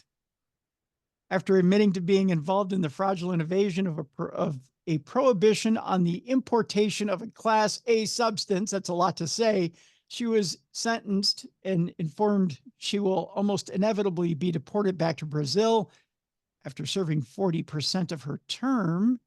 Prosecutor David Toll stated that on August 24th of this year, Linz had flown from Sao Paulo to Manchester via France and Portugal, carrying only a small pink cabin bag. She conversed with Border Force officers through a Portuguese translator, stating it was her first visit to the country. She reiterated that she came to the UK to walk around and research nice places because, sometimes we just jump on a plane and do that. Linz confirmed she had packed her suitcase herself and denied bringing anything illegal into the UK. Mr. Toll said she volunteered her phone to show officers images she had taken in France, and while looking through, officers saw images of white pellets, which were believed to be cocaine. The defendant was arrested, and she told officers she had pellets of cocaine inserted inside her body since the previous day. Might as well be honest at that point, right? Yeah. Yeah. She was taken to Wythenshawe Hospital, where at various stages she passed all of the internal pellets. Oh gosh. Yeah. Okay. Then it became a show. Upon further inspection of Linz, officers discovered additional pellets concealed within her bra lining. In total, if you had to come up with the amount of pellets here, Jess, if we had to give you a number between so many and so many, how many pellets do you think they got off Miss Linz? Oh, 4 dozen. So 48. Yeah. That's a pretty big number. 99 it? pellets were confiscated. What? Yeah. Dang. How would you like to be the officer that goes, said, oh, yeah. Said, Would you like to be the officer assigned to stand by her bedside with the bedpan waiting for her to poop them out? Ding, ding. Said, all you got. By the way, those 99 pellets, total of 1.1 kilos with packaging, 923 grams without. Dang. The court heard the wholesale price of this quantity of the Class A drug estimated to be around 30,000 pounds, with the street value approximately 72,000 pounds. What blows my mind every time you do one of these stories is that she's bringing those to people to sell. So when you get your drugs, probably been up someone's butt. Yeah. And then it goes right No, up your thank nose. you. Yeah. Yeah, no thanks. Yeah. Which I'm surprised more people don't go, this cocaine smells like ass. It never, yeah. I don't know. Oh, Yeah. so weird. Yeah. Well, that's just kind of the way the cookie crumbles, I guess. Meanwhile, a dealer has used a drone to deliver fentanyl. Now we have high-tech delivery, just like Walmart. Wow. Yeah, Walmart and Amazon. Yeah. Just saying, there's new ways to do it. A customer died after an aerial drug drop, and now there's felony indictment charges. So if you see a drone coming to deliver your fentanyl, don't just grab it and go, because chances are you might drop dead. Oh my goodness. I'm just trying to wrap my brain around how this happened. I'll tell you. Okay. A California man used a drone to deliver illegal narcotics to drug customers, one of whom died last year from a fentanyl overdose. That, according to a federal indictment unsealed today. Investigators allege that 34-year-old Christopher Laney used an unregistered drone on multiple occasions to transport and distribute narcotics in Los Angeles County. The 9-count indictment alleges that Laney last year used a DJI brand drone to deliver fentanyl to a church parking lot near his home in Lancaster, of all places, to drop the fentanyl. Hey, you know what? Just gonna drop it in the church. Drive to the church. Pray to God that you get it, first of all. And if it drops in your lap and you don't die, that's a miracle. Just saying. So, church parking lot near his home in Lancaster. There, the drug was picked up by an individual who subsequently provided it to a woman identified as JK. Not JK Rowling, but JK. In the charging instrument. The woman died, by the way, the following day of a drug overdose, according to the indictment. DEA's probe of Laney yielded videos recorded by the $1,000 drone showing other aerial narcotics distributions. The videos were apparently seized by the DEA raid of Laney's residence. Agents recovered fentanyl, methamphetamine, and 3 ghost guns, including an AR-15 style rifle. This guy was all up on his technology. He was in a bad way. He had bad plans. Yeah, he did. Laney, who's scheduled to be arraigned, faces a mandatory minimum of 25 years in prison if convicted on all charges, which include 4 counts of using an unmanned aircraft in furtherance of drug trafficking. The drone Laney allegedly used was a DJI first-person view model, which allows the user to pilot the drone via a video feed to goggles. The manufacturer describes the product as a groundbreaking, ready-to-fly drone that lets users of any skill level feel the thrill of immersive flight. Wow. Yeah. And deliver your drugs with it. Is that in the tagline? Yes, yes. And feel like one of the best, biggest drug dealers on the planet. Even a druggie like you can use this. That's right. Even a low-down criminal like you can fly like an eagle. And that's something. Well, they say that Tulsa, Oklahoma is the Florida of the South. Notice the oxymoron I threw in there. Yes. Just saying, yeah. It's essentially in the South, kids. Florida's pretty south, but yes, carry Right. on. Well, Tulsa wants to become Little Florida, as one suspect was found with drugs, cash, and a python in his car. He tried to one-up Florida this week. Wow.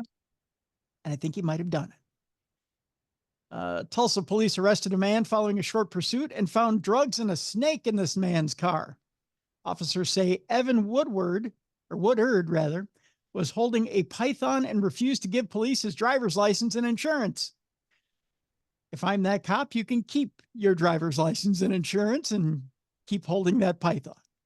All good. Have a good day, sir. Yep, that python is good enough for me. Just got to take a picture of it, and you can be on your way.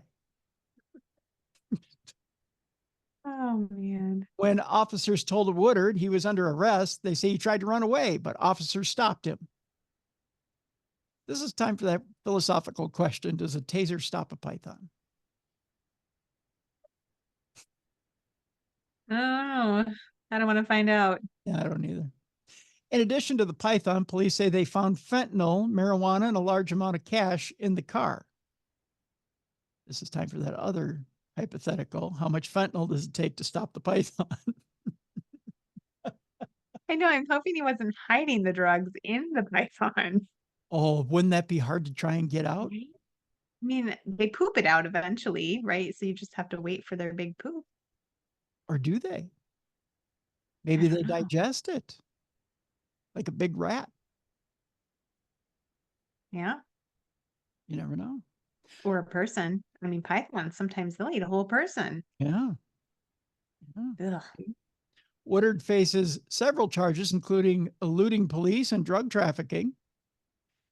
He looks way too happy in his mugshot here, Jess. I'm going to show you a picture of Evan Woodard looking like he literally just swallowed the python himself.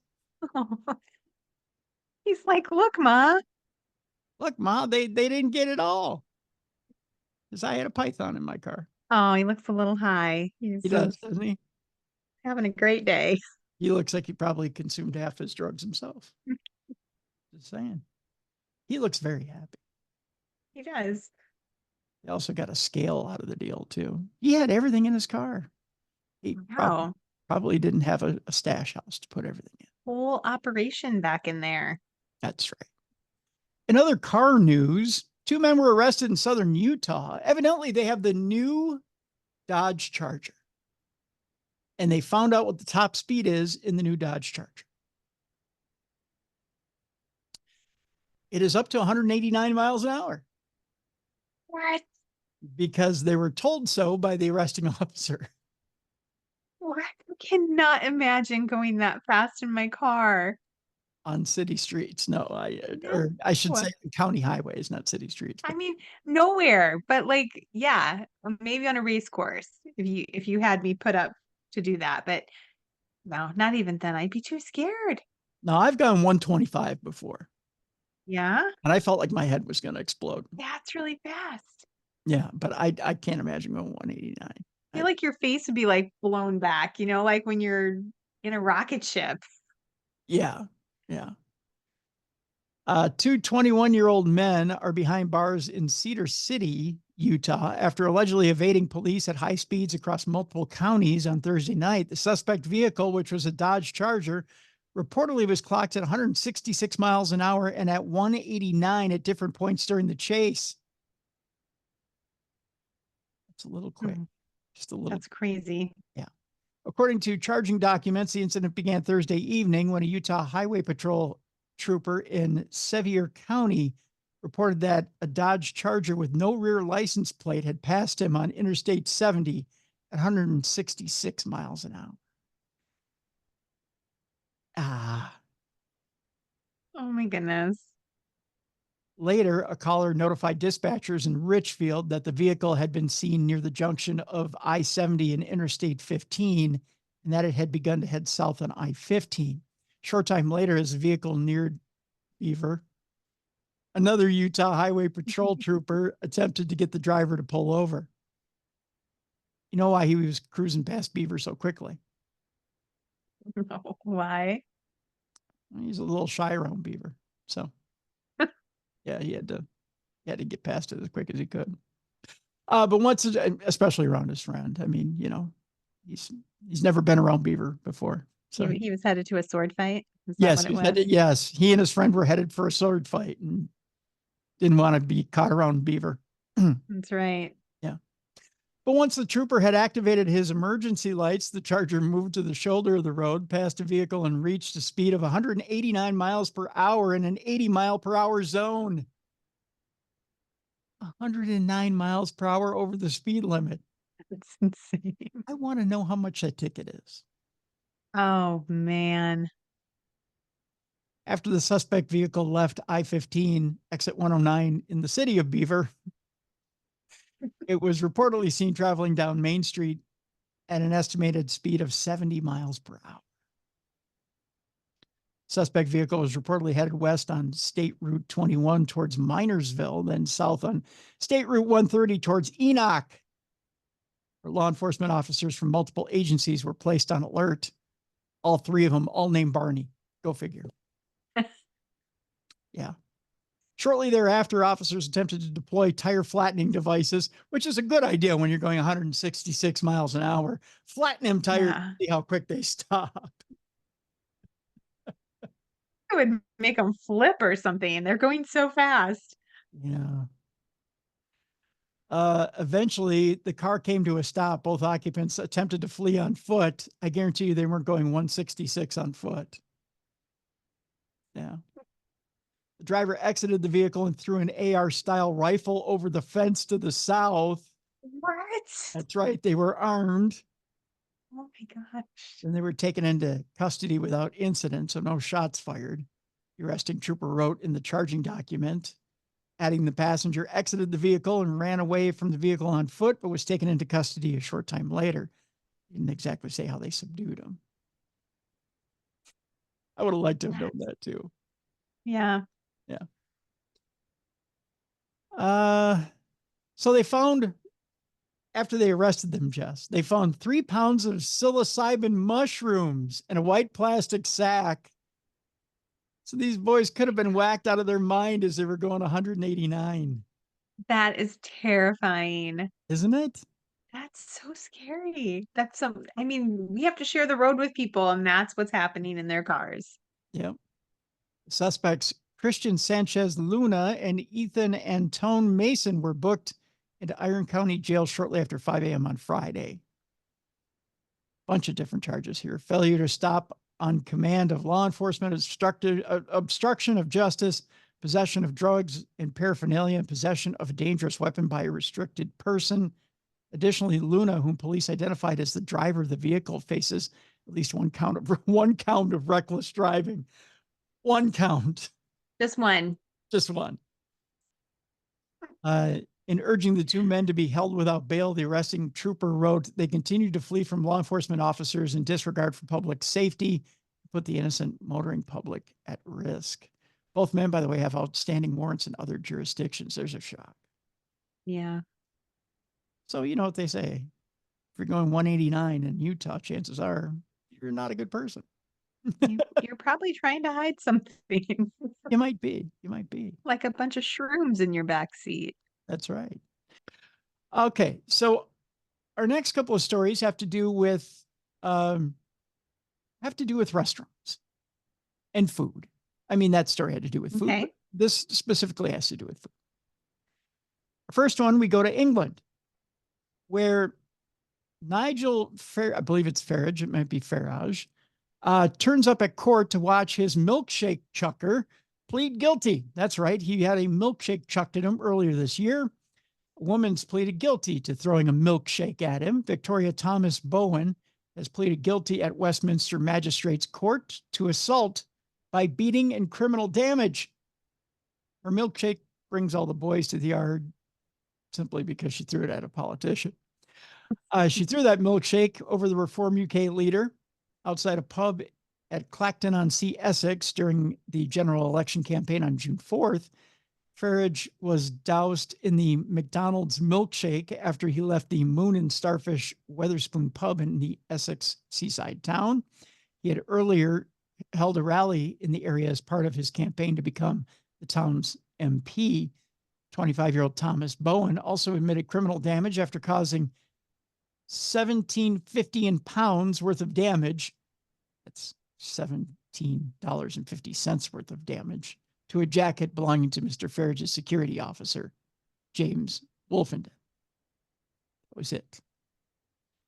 She had originally denied the charges and was due to go on trial yesterday morning, but she changed her pleas to guilty before proceedings started. So, big assault charges here, Jess. Milkshake on the jacket. Big trouble. Big trouble. Big trouble. Was it a shamrock shake? You could throw that on me. I'd like it. I would too. See, it doesn't matter. I'll take a chocolate shake. I even like vanilla shakes from McDonald's. So, Yeah, you know what? I'd just throw a milkshake on me. I would just be like, Yeah. It's just a matter of opening your mouth like Scooby-Doo and just, taking it Yeah. all in one shot, so to speak. I would think you were like asking me on a date or something. I'd be like, are we dating now? Or are we like getting married? Right. Now, That's see, how you get me.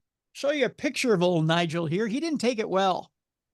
Oh, See, hey, it does look green. It looks like Shamrock it Shake. does, doesn't it? It looks like a shamrock shake. Yeah. Yeah. I mean, I would have just licked my face off. I'd have been like, Goody. He might have thought maybe yummy. it was blood or something like that. He probably was thinking the worst. It was a shake. When questioned on why she changed her plea on the day of trial, Andrew Price, defending, told the judge, "This case has a tremendous impact on this defendant."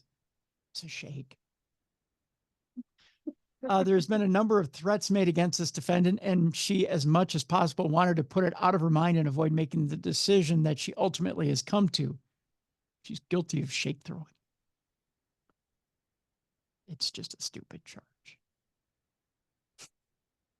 They take it way too seriously. It's a shake.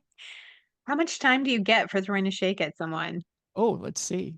What did she end up getting in this deal? It can't be that much. I wouldn't think so.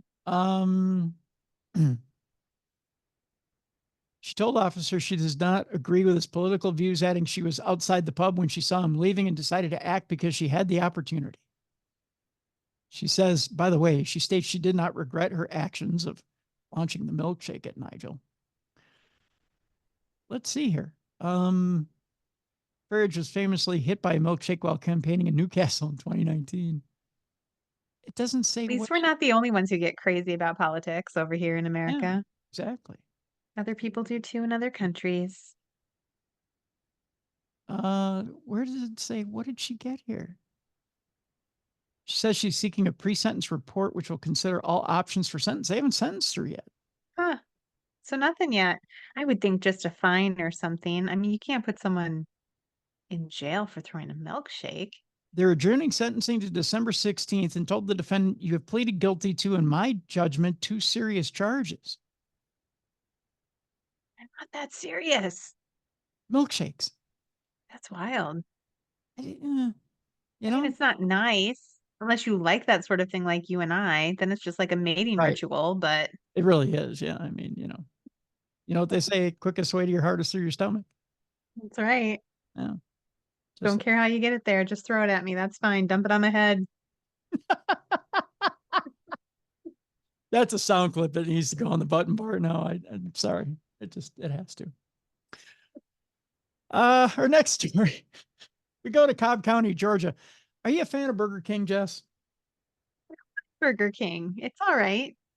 I like it better than, we used to have Hardee's back in Iowa. I don't even know if they really have Hardee's anymore. If I had to pick Burger King or McDonald's, I'd probably pick Burger King.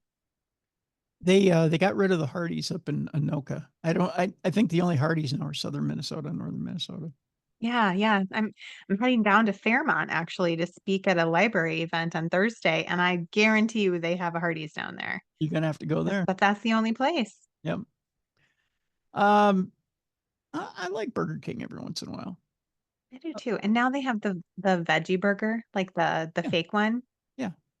And I don't digest meat well. We won't get into it, Yeah. but so I have to do the veggie burger. Yeah, the Impossible And Burger. it's good. Yeah, the Impossible, but it's pretty good there. I like it. Yeah, it's not bad. Well, in this case, a sheriff was called for backup over a wrong Burger King order. I get stiffed at Burger King quite often. I don't know what it is, but they, for one reason or another, can't get one thing in my order right. I don't know why I heard you say I get stiff. Burger King quota. Did my connection go out at the right time? I don't know. I've been having internet issues, it's like that's all I heard. And I was like, wow, Tim, you really, really like Burger King. Yeah. Well, I like to have sword fights in their bathroom too. So I probably should be arrested for that. All right. Yeah. Well, I'm okay. I'm going to put it on pay-per-view. Jess, is what's going to happen. So yeah. I'll pay for it. Well, I'll watch that. There you go. We'll go to Cobb County, Georgia.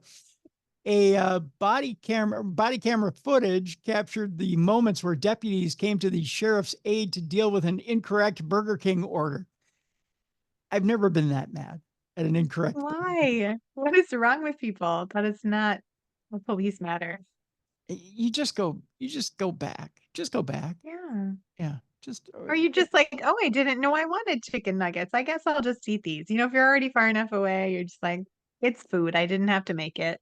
At one point, I had ordered, I had gotten totally the wrong order and I ended up getting like their chicken straws or whatever they call them. And I was like, Oh yeah, the chicken fries. chicken fries, that's what they are. Yeah. And I went, what in the actual F? What are these? And I went, and I was so mad. I took a bite and I went, hey, these actually aren't bad. I just decided to eat them. Would do. I couldn't believe I was that mad that I ate them, but I did. It wasn't bad. I tried something new that day, Jess. Yep. See, the universe just was looking out for you. Yeah. They just wanted me to try something new. Okay. All right. I'll do that. Sure. And then you called the police? And then I called the police and had those sons of bitches arrested. I ate chicken fries and I liked it. Damn it. The body camera recording was posted online by David Cavender, who was running against Sheriff Craig Owen Sr. for sheriff in Cobb County. By the way, the big boss man came from Cobb County, Georgia. Tell you what, I'm going to post this in the description of this program so you can watch the body camera of what happens when you cross somebody at a Burger King. It's so stupid. Oh, so dumb. Yeah. One more restaurant story here, and we'll get to our not safe for work category today. A former mayor says she was denied. Again, we're in Georgia still. I don't know what it is about Georgia and people in restaurants that they can't deal with stuff, but we're going to go ahead and talk about it anyways. A former mayor says she was denied service at an Atlanta restaurant over yoga pants. Do you go to restaurants in yoga pants, by the way? I'm wearing yoga pants right now. Does that count? Sure, we'll call this a restaurant. Why not? You're at Go to a restaurant in yoga pants for sure. Yeah, sweatshirt, yoga pants. Wow. I mean, maybe not a fancy restaurant. Was it fancy? Well, let's find out. Former Atlanta Mayor Keisha Lance Bottoms. It's unusual that the mayor was named Bottoms. Oh, I love it. And change the name really. Your connection just totally slowed down, so it sounded like AI had you by the throat. It was like, where's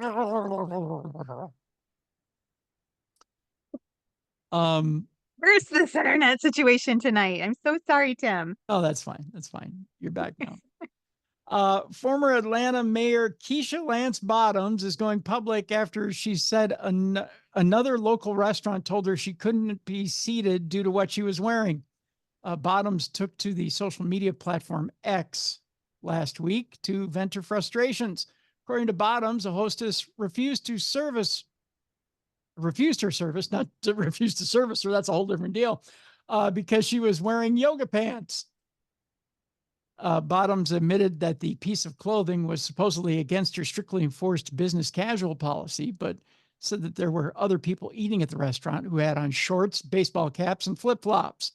The manager offered to seat the former mayor and her party within an hour, but they chose to leave. It can't just be me, Bottoms wrote. I did not eat there and am hoping to connect with the owner soon. Bottoms did not reveal the restaurant's name, but a similar incident happened to her at the steakhouse chain, the Capitol Grill, at the Perimeter Mall in 2022. I just think they don't like her.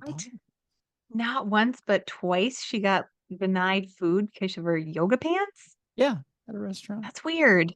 That is weird. It's bizarre. I mean, I see women wearing leggings all the time to restaurants. I don't get what the deal is.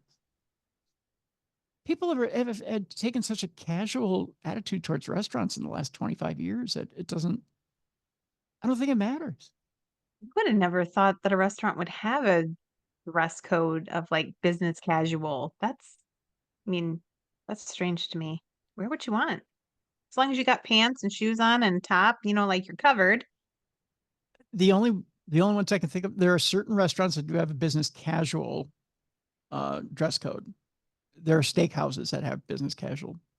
I can see that. But yeah. That's it. Those are the only ones I'm aware of. Certain steakhouses have business casual. You're required to wear business casual attire. But other than that, I Good don't thing I just go to the Old Country Buffet. yeah. They don't care what you wear. That's where yoga pants are required. You know, they're like yoga pants. She's gonna really eat. She's ready. She's gonna pull up to the Old Country Buffet trough. She's gonna pack it in. That's right. That's right. So yeah, I mean, you know, if you're not wearing sweatpants or yoga pants to those restaurants, you're not living. That's just all there is to it. They're like, get out. You're not wearing yoga pants. You're overdressed. That's right. You're not getting your money's worth. That's what happens there. So that's right. It's time now for the not safe for work version of our show. 2 stories to end the program and a palate cleanser. Okay, good. Because we have the colon cleanser to start. Here we go. If you've got kids in the room, put them in the closet, lock the door. They don't want to hear this. If you've got employees that are around you, put them in the closet, lock the door. If you've got a boss in the room, put your headphones in. It's time now for us to start in 5, 4, 3, 2. Here we go. All right. An arrest went a little dirty this past week in would be the country of India. Yes. It's a country, right? It's also a continent, right? Yeah. Yeah. I had to think there for a second. Why did I have to think so hard? Talk about dirty money here, Jess. Boy, that's a setup, isn't it? No one ever said being a cop was easy, but this recent news story from India proves just how difficult and gross it can get. A 25-year-old man was arrested for stealing a gold chain from a woman in the street, but he denied any wrongdoing. Police searched for the stolen necklace to use as evidence against him, but nothing turned up until they checked the least likely of places. That would be the man's stomach. Oh my. Yeah. An x-ray revealed that the man had swallowed the necklace in an effort to hide his crime. A variety of methods were suggested to get the necklace back. Of course, they picked the most obvious one first, which was an enema that was attempted and failed. So they tried to wash that necklace right out of his ass. Didn't work. The second one was surgery, which was deemed too expensive because you don't want to spend that much money to get back a gold necklace, which probably wasn't worth it much. Among others. But it was the last suggestion, Jess, that everyone seemed to get on board with. And it was this. Let's feed the man bananas until he poops out the stolen necklace. Bananas are nature's laxative. Evidently. And they're cheap. Yeah. I would have just went and got him a little X-Lax. That would speed things up real quick. Well, evidently, according to the Mumbai Police Department, you learn about the banana method during police training, but nothing can prepare you for the real thing. That was a quote. Wow. Mumbai Police Senior Inspector Shankar Dhanavade.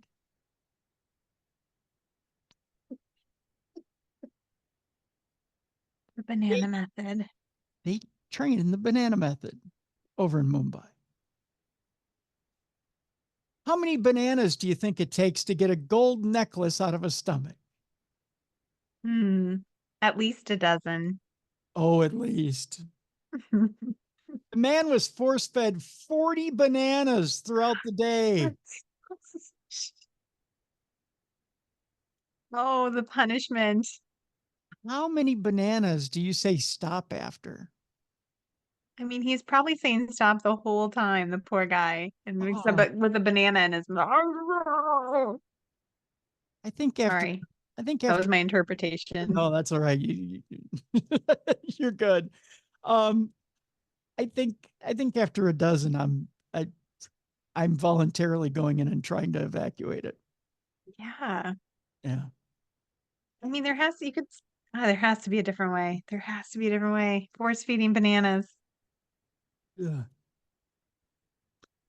So he was force-fed 40 bananas throughout the day until the necklace finally, made an appearance. The police had the man wash and disinfect the necklace. They weren't going to do it. You don't want that back. I don't want it. No, thank you. And now it is most likely being used as evidence in his ongoing trial. They have to imagine that it's going to be hard for the man to make an argument against his guilt, considering the stolen goods literally came out from inside of him. While some may question the police force's use of bananas to retrieve the necklace rather than, say, laxatives, as you pointed out, the case is not without precedent. Last July, a suspect was fed 24 bananas and laxative-laced milk to retrieve a similarly swallowed gold chain. And a few months ago, another suspect was force-fed 6 bananas when he hid a gold chain and a pendant by swallowing it. Dang. I've just It's a very important lesson to learn from this story that crime doesn't hate potassium. Oh, that's a horrible joke. Or was it always no, right? Or was it always know your right to appeal? That's bad too. Oh, the dad jokes, Tim. Right. Either way, I think we all can agree justice was rightfully served. There you go. There's your last dad joke. My God. Bananas. Ugh. I can't imagine the 52 bananas to try and get out the gold chain and the pendant. That's I can't believe it's a method. It's a thing. They're trained on the banana method. Boys, we're going to have to do the banana method. which means something completely different if you're in jail. Just saying. Yeah. Okay. So boys, here's another lesson for you. Having to do with poop. It's our second and final story. Not safe for work section of Dumb Crime, Stupid Criminals. And that's this. You know, guys have this image in their head that women don't poop. All right? Right. Need to get that out of your head. For one man, he ended up paying dearly for that image that his girlfriend didn't poop. Really? Mm-hmm. Guys, it happens. Now, a lot of guys, when they start dating girls, go, no, that doesn't happen. My girl doesn't poop. No, it doesn't. I just don't want to think of that. I don't want to think of that. But here's the deal, guys.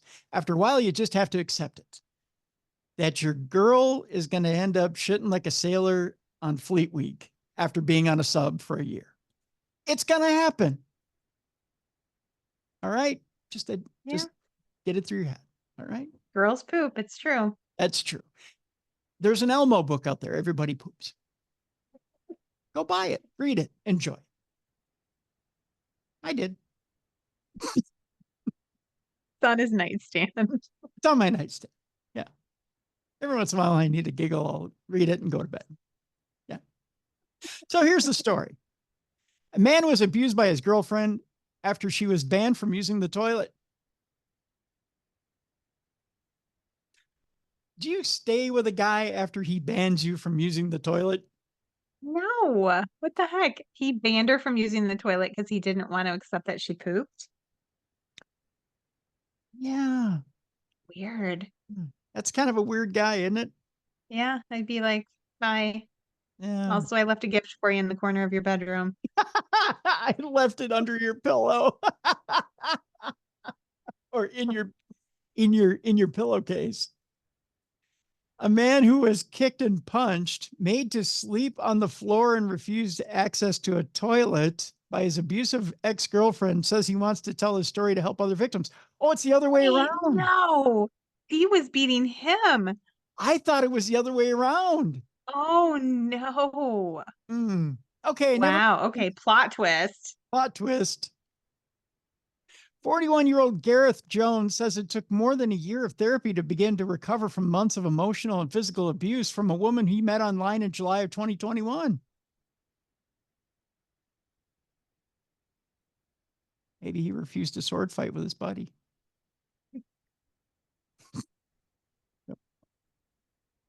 A charity whose helpline he turned to said male domestic abuse is not as rare as some people may think, and 1 in 6 or 7 men will be a victim in their lifetime. What do you do when your woman won't let you shit? Boy, that's an odd one. Yeah, that's crazy. Maybe he needed to leave a surprise under her pillow. Yeah, he did. She deserved it. The Mankind Initiative also found that every year 1 in 25 men will suffer at the hands of a partner in Wales. Oh, this, of course, it's Welsh. I mean, I don't mean to cast aspersions, but I'm just saying. Obviously. Obviously. Earlier this year, 41-year-old Sarah Rigby from Winsford in Cheshire was given a 20-month prison sentence, suspended for 2 years at Chester Crown Court. Why did it get suspended? After pleading guilty to coercive and controlling behavior. DETCON Sophie Ward of Cheshire's police's described Rigby having a stranglehold over her victim, adding many people think only women can be victims of controlling and coercive behavior. But as this case demonstrates, that is not always the case. The NHS manager, originally from, I can't even pronounce the name of this town, so I'm not even going to, described being isolated from friends and family during their 9-month relationship, losing control of his finances and about 40,000 pounds. He was subjected to daily verbal abuse and humiliation, not allowed to use the toilet in the house or shower without Rigby's permission. Oh, that's terrible. Strict controls on his diet meant he lost 4.5 stone or 28 kilogram in 2 months, while Rigby repeatedly told him she would tell the police he had assaulted her if he spoke to anyone about the abuse.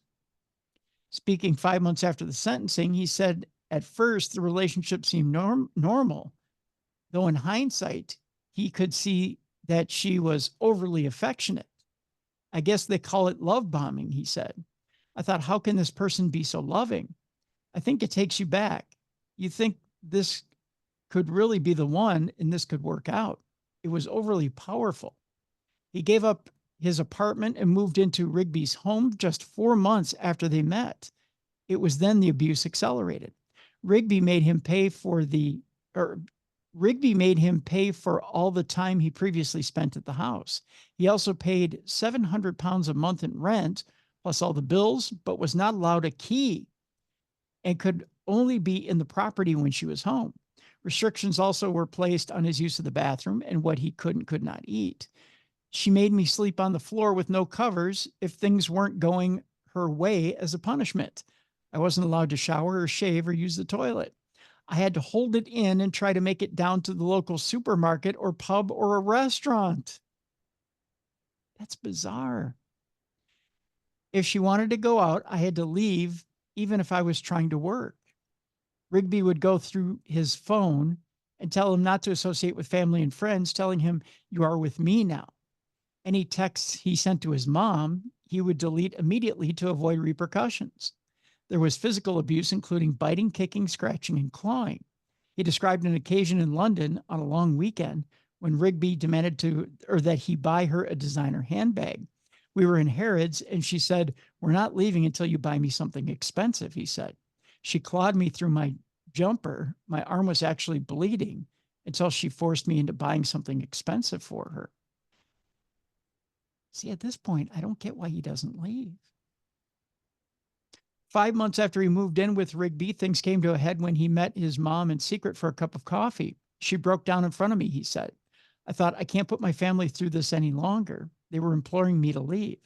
Around that time, Gareth made a call to the Mankind Initiative. They confirmed he was suffering from domestic violence, and hearing it from someone neutral helped him understand he needed to get out. Gareth's mom, Diane Debbins, said the family was proud of him for speaking out.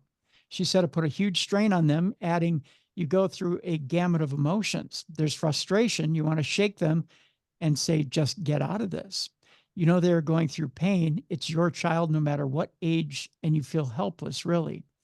Ms. Debbins said that they would see Gareth with bruises, which she would brush off, and on one occasion, a cut across his nose. I couldn't believe that one human being could treat another human being like this, she went on to say.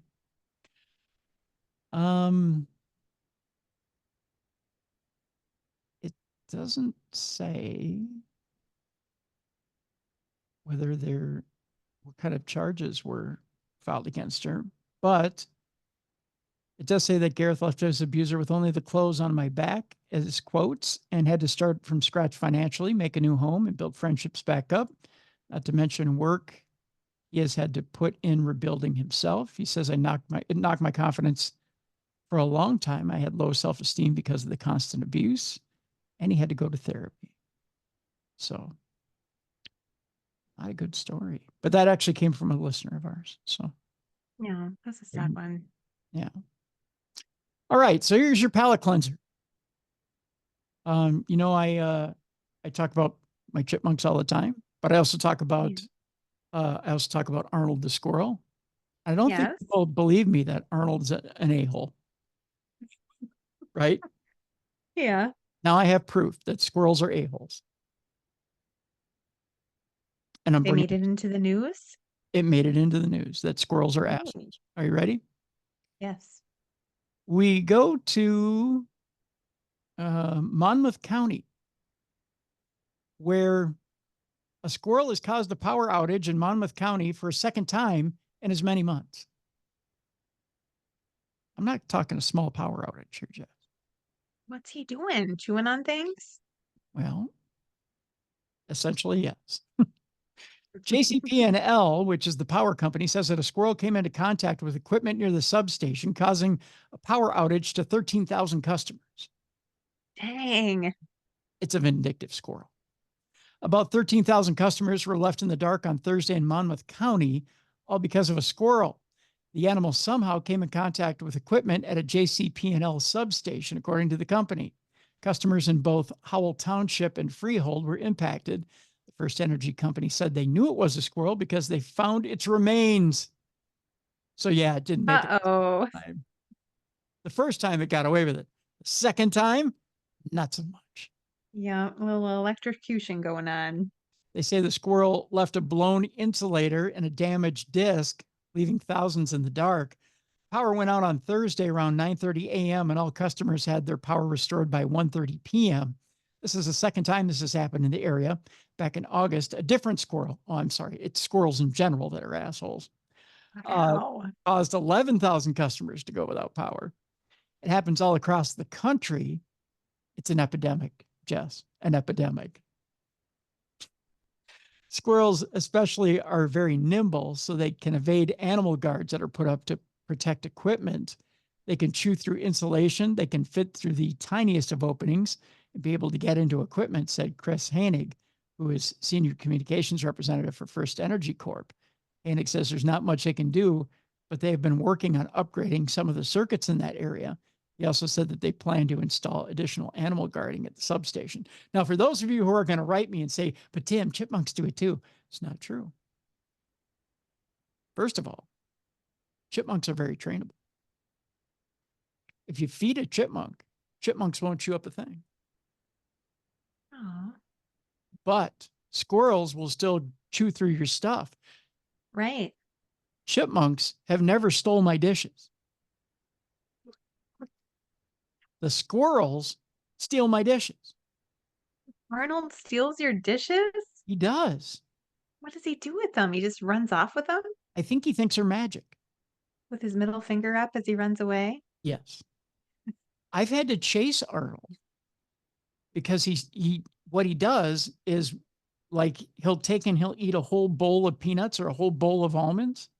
And then when it's empty, he'll hit it and it'll fly up in the air. I think he thinks it's magic. Like if he hits it, more will appear. Like more will come. Yeah. Like it's a Mario Brothers game. Like it's a magic mushroom. If he hits it, it'll grow bigger. Maybe he was part of a magic act. That's why he thinks that. Maybe he's a former star. I don't know. But he hits it. And when it flies up in the air, he grabs it and then he tries to run off to his tree with it. Oh, funny.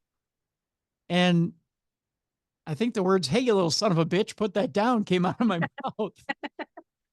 And when he saw me come out and try to get the dish, he ran off with it. Did you have to chase him up the tree? Well, there's no way I'm climbing a tree. Are you kidding? But he ran off with my dish. He's naughty. And he tried to do it a second time. Yeah, squirrels are naughty. They really are. The second time he dropped it. I think he figured out I was coming after him a second time. He knew I wasn't giving up. So he threw it behind him. I think it was a diversion. So I wouldn't come after him the second time. So he knows. He knows. But chipmunks, they won't steal your dish. They know they're happy. Yeah, they're like, oh, you're going to fill it again. So I'm not stealing your dish. It's just stupid, Chips. It's just stupid. Anyway. Dang squirrels. So squirrels have an evil side to them. I'm not saying they're totally. They do, but they make a great chili. My dad won a chili cook-off with squirrel chili. But they're delicious. And they can be delicious if properly seasoned. Yes. I was fed squirrel once by the Independence School District in Wisconsin because I made a joke. The Independence, I've told this before on air, but the Independence School District in Wisconsin, I made a joke when I was doing radio in Wisconsin. I was doing the morning show in Whitehall. I made a joke that the lunch ladies at the Independence School, high school, were feeding the team nothing but deep fried squirrel, battery acid, rusty nails, all season long to keep them sharp. You deserved it. Yeah, that's what was giving them the edge to make them undefeated. So they invited me for lunch, and I had to go through the lunch line with the team, and they had it set up where they had rusty nails in one bin. They had gravy for the fried squirrel that looked like battery acid. Oh. And then they had, it was an au jus, is what it was. Yeah. It was beef au jus. And then they had deep fried squirrel. Oh. And I said, is that really? And they go, yeah, it's squirrel. And you're eating it. And we wanted you to try some. Did you try it? Yeah, I did. Yeah. Good for you. It was pretty good. It wasn't bad. It was a little mealy. It was a little greasy, but. Yeah, that's greasy meat. And I will say my dad won the cook-off, but nobody knew it was squirrel. Otherwise, he wouldn't have won. And when he told everyone that it was squirrel, they were quite mad at him. Most people don't want to eat squirrel. Yeah, but in a pinch. Gotta do what you gotta do. Well, if you tried to eat one of the squirrels around here, you'd be eating for days. I mean, they're huge. They're probably quite fat. They get all the extra nuts and stuff. It's like eating a prize chicken around here. You get a lot of meat off them. Yeah. Just saying. If you're a squirrel hunter, come on up to my place. Can have a bunch of guys out front with shotguns. You'll be dining for days. Just saying. Well, that's going to do it for Dumb Crime, Stupid Criminals for today. Jess, you have 2 books out. You have Monsters of the Northeast, Midwest. Yeah, Monsters of the Northeast and Ghosts of Pennsylvania. There you go. And they are available right now. We have a link in the description of this program. Are there still spots available for this trip? 1 room left. No. 1 room left, Tim. So if there's anyone out there that wants to party with Tim and I, this is your chance. All right. Well, get that room. It's available. Jess has a code still available, I believe. Yeah, Darkness 20 for 20% off. All right. So use that code.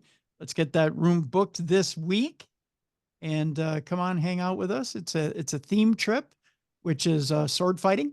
No, I'm kidding. No, it's not. I mean, what you do in your room is your own thing. It's not sword fighting. It's no, it's a 20s theme, and I'm 1920s. It's called Speakeasy Spirit. So we're embracing the gangster 1920s. And honestly, like one of the reasons we did that is because Hazel Palmer actually made an appearance. I don't know if I ever told you this story. Legit full body apparition of Hazel Palmer, the daughter of the Palmers who built the hotel, She came in and multiple people saw her, including a couple people from my group, and she spoke to one of our attendees. And Really? that same attendee's coming back this time too. So I'm excited for Shelly to be there. But she spoke to Shelly, who is a principal at a school. And she was just standing there and she came up and she said, "Who do I speak to about getting a room?" And everyone said, "Oh, she looked so strange," because she came in and she was like dressed in 1920s attire and had a very distinct like hat on her head and was carrying a carpet bag. And Sean McCann, one of the guys in my group, one of the artists, was like, "Well, I thought it was strange because it looked like she was dressed for Halloween, but it wasn't Halloween time. I was so confused." And I guess she followed Shelly then up the stairs without ever talking to anyone. Really? And you just Shelly just like was like, "Oh, I think you got to go talk to someone in the bar." And then she goes to go up to her room, and this woman just follows her without ever speaking to someone and walks right through a door into the room at the top of the stairs. And Shelly watched her do it. Oh, wow. Yeah. Yeah. So we're getting our, 1920s because Hazel Palmer likes to come back in her 1920s. We're hoping we can bring her back. Well, there you go. Let's do it. Yeah. Yeah. So we got that to look forward to. So if you want to help us do that, by all means, use the code, get that last room, and let's go. Let's do Let's this. party. Let's party. So that's coming up. That is what weekend again here in November? Oh, you're going to ask me dates and looking at my calendar. That's November 14th. It starts on a Thursday. If you want to join us for the sip and paint on Thursday, then it's Friday the 15th, 16th, and 17th. There you go. So it's that weekend. So there you go. So it's coming up soon. Coming up quick. Holy cow. Yeah. Yeah. Wow. All right. All right. So tomorrow on the show, Supernatural News. Thursday, I'm going to hold my water on this deal. Oh, no teasing for Thursday? No. I'm going to hold my water. Mm. Yep, that's for sure. But it has the potential to Okay. be pretty big. I'll be listening. I always listen on Thursday. There you go. I listen every day. What am I talking about? Well, it's got the potential to be pretty big. I'll just put it that way. So there you go. But that'll do it for today, folks. Thank you so much for listening. And tomorrow's Supernatural News on the big program. So thank you so much, Jess, for being with us again today. And we will see you tomorrow for Supernatural News. Thank you so much for tuning in to the best in true crime podcasting. This is True Crime Tuesday. For more audio and video archive of True Crime Tuesday, entertaining features, and cool swag, check us out at darknessradioshow.com. Thank you for watching. And after that killer mom stuff, the sleepover is at my house, dude.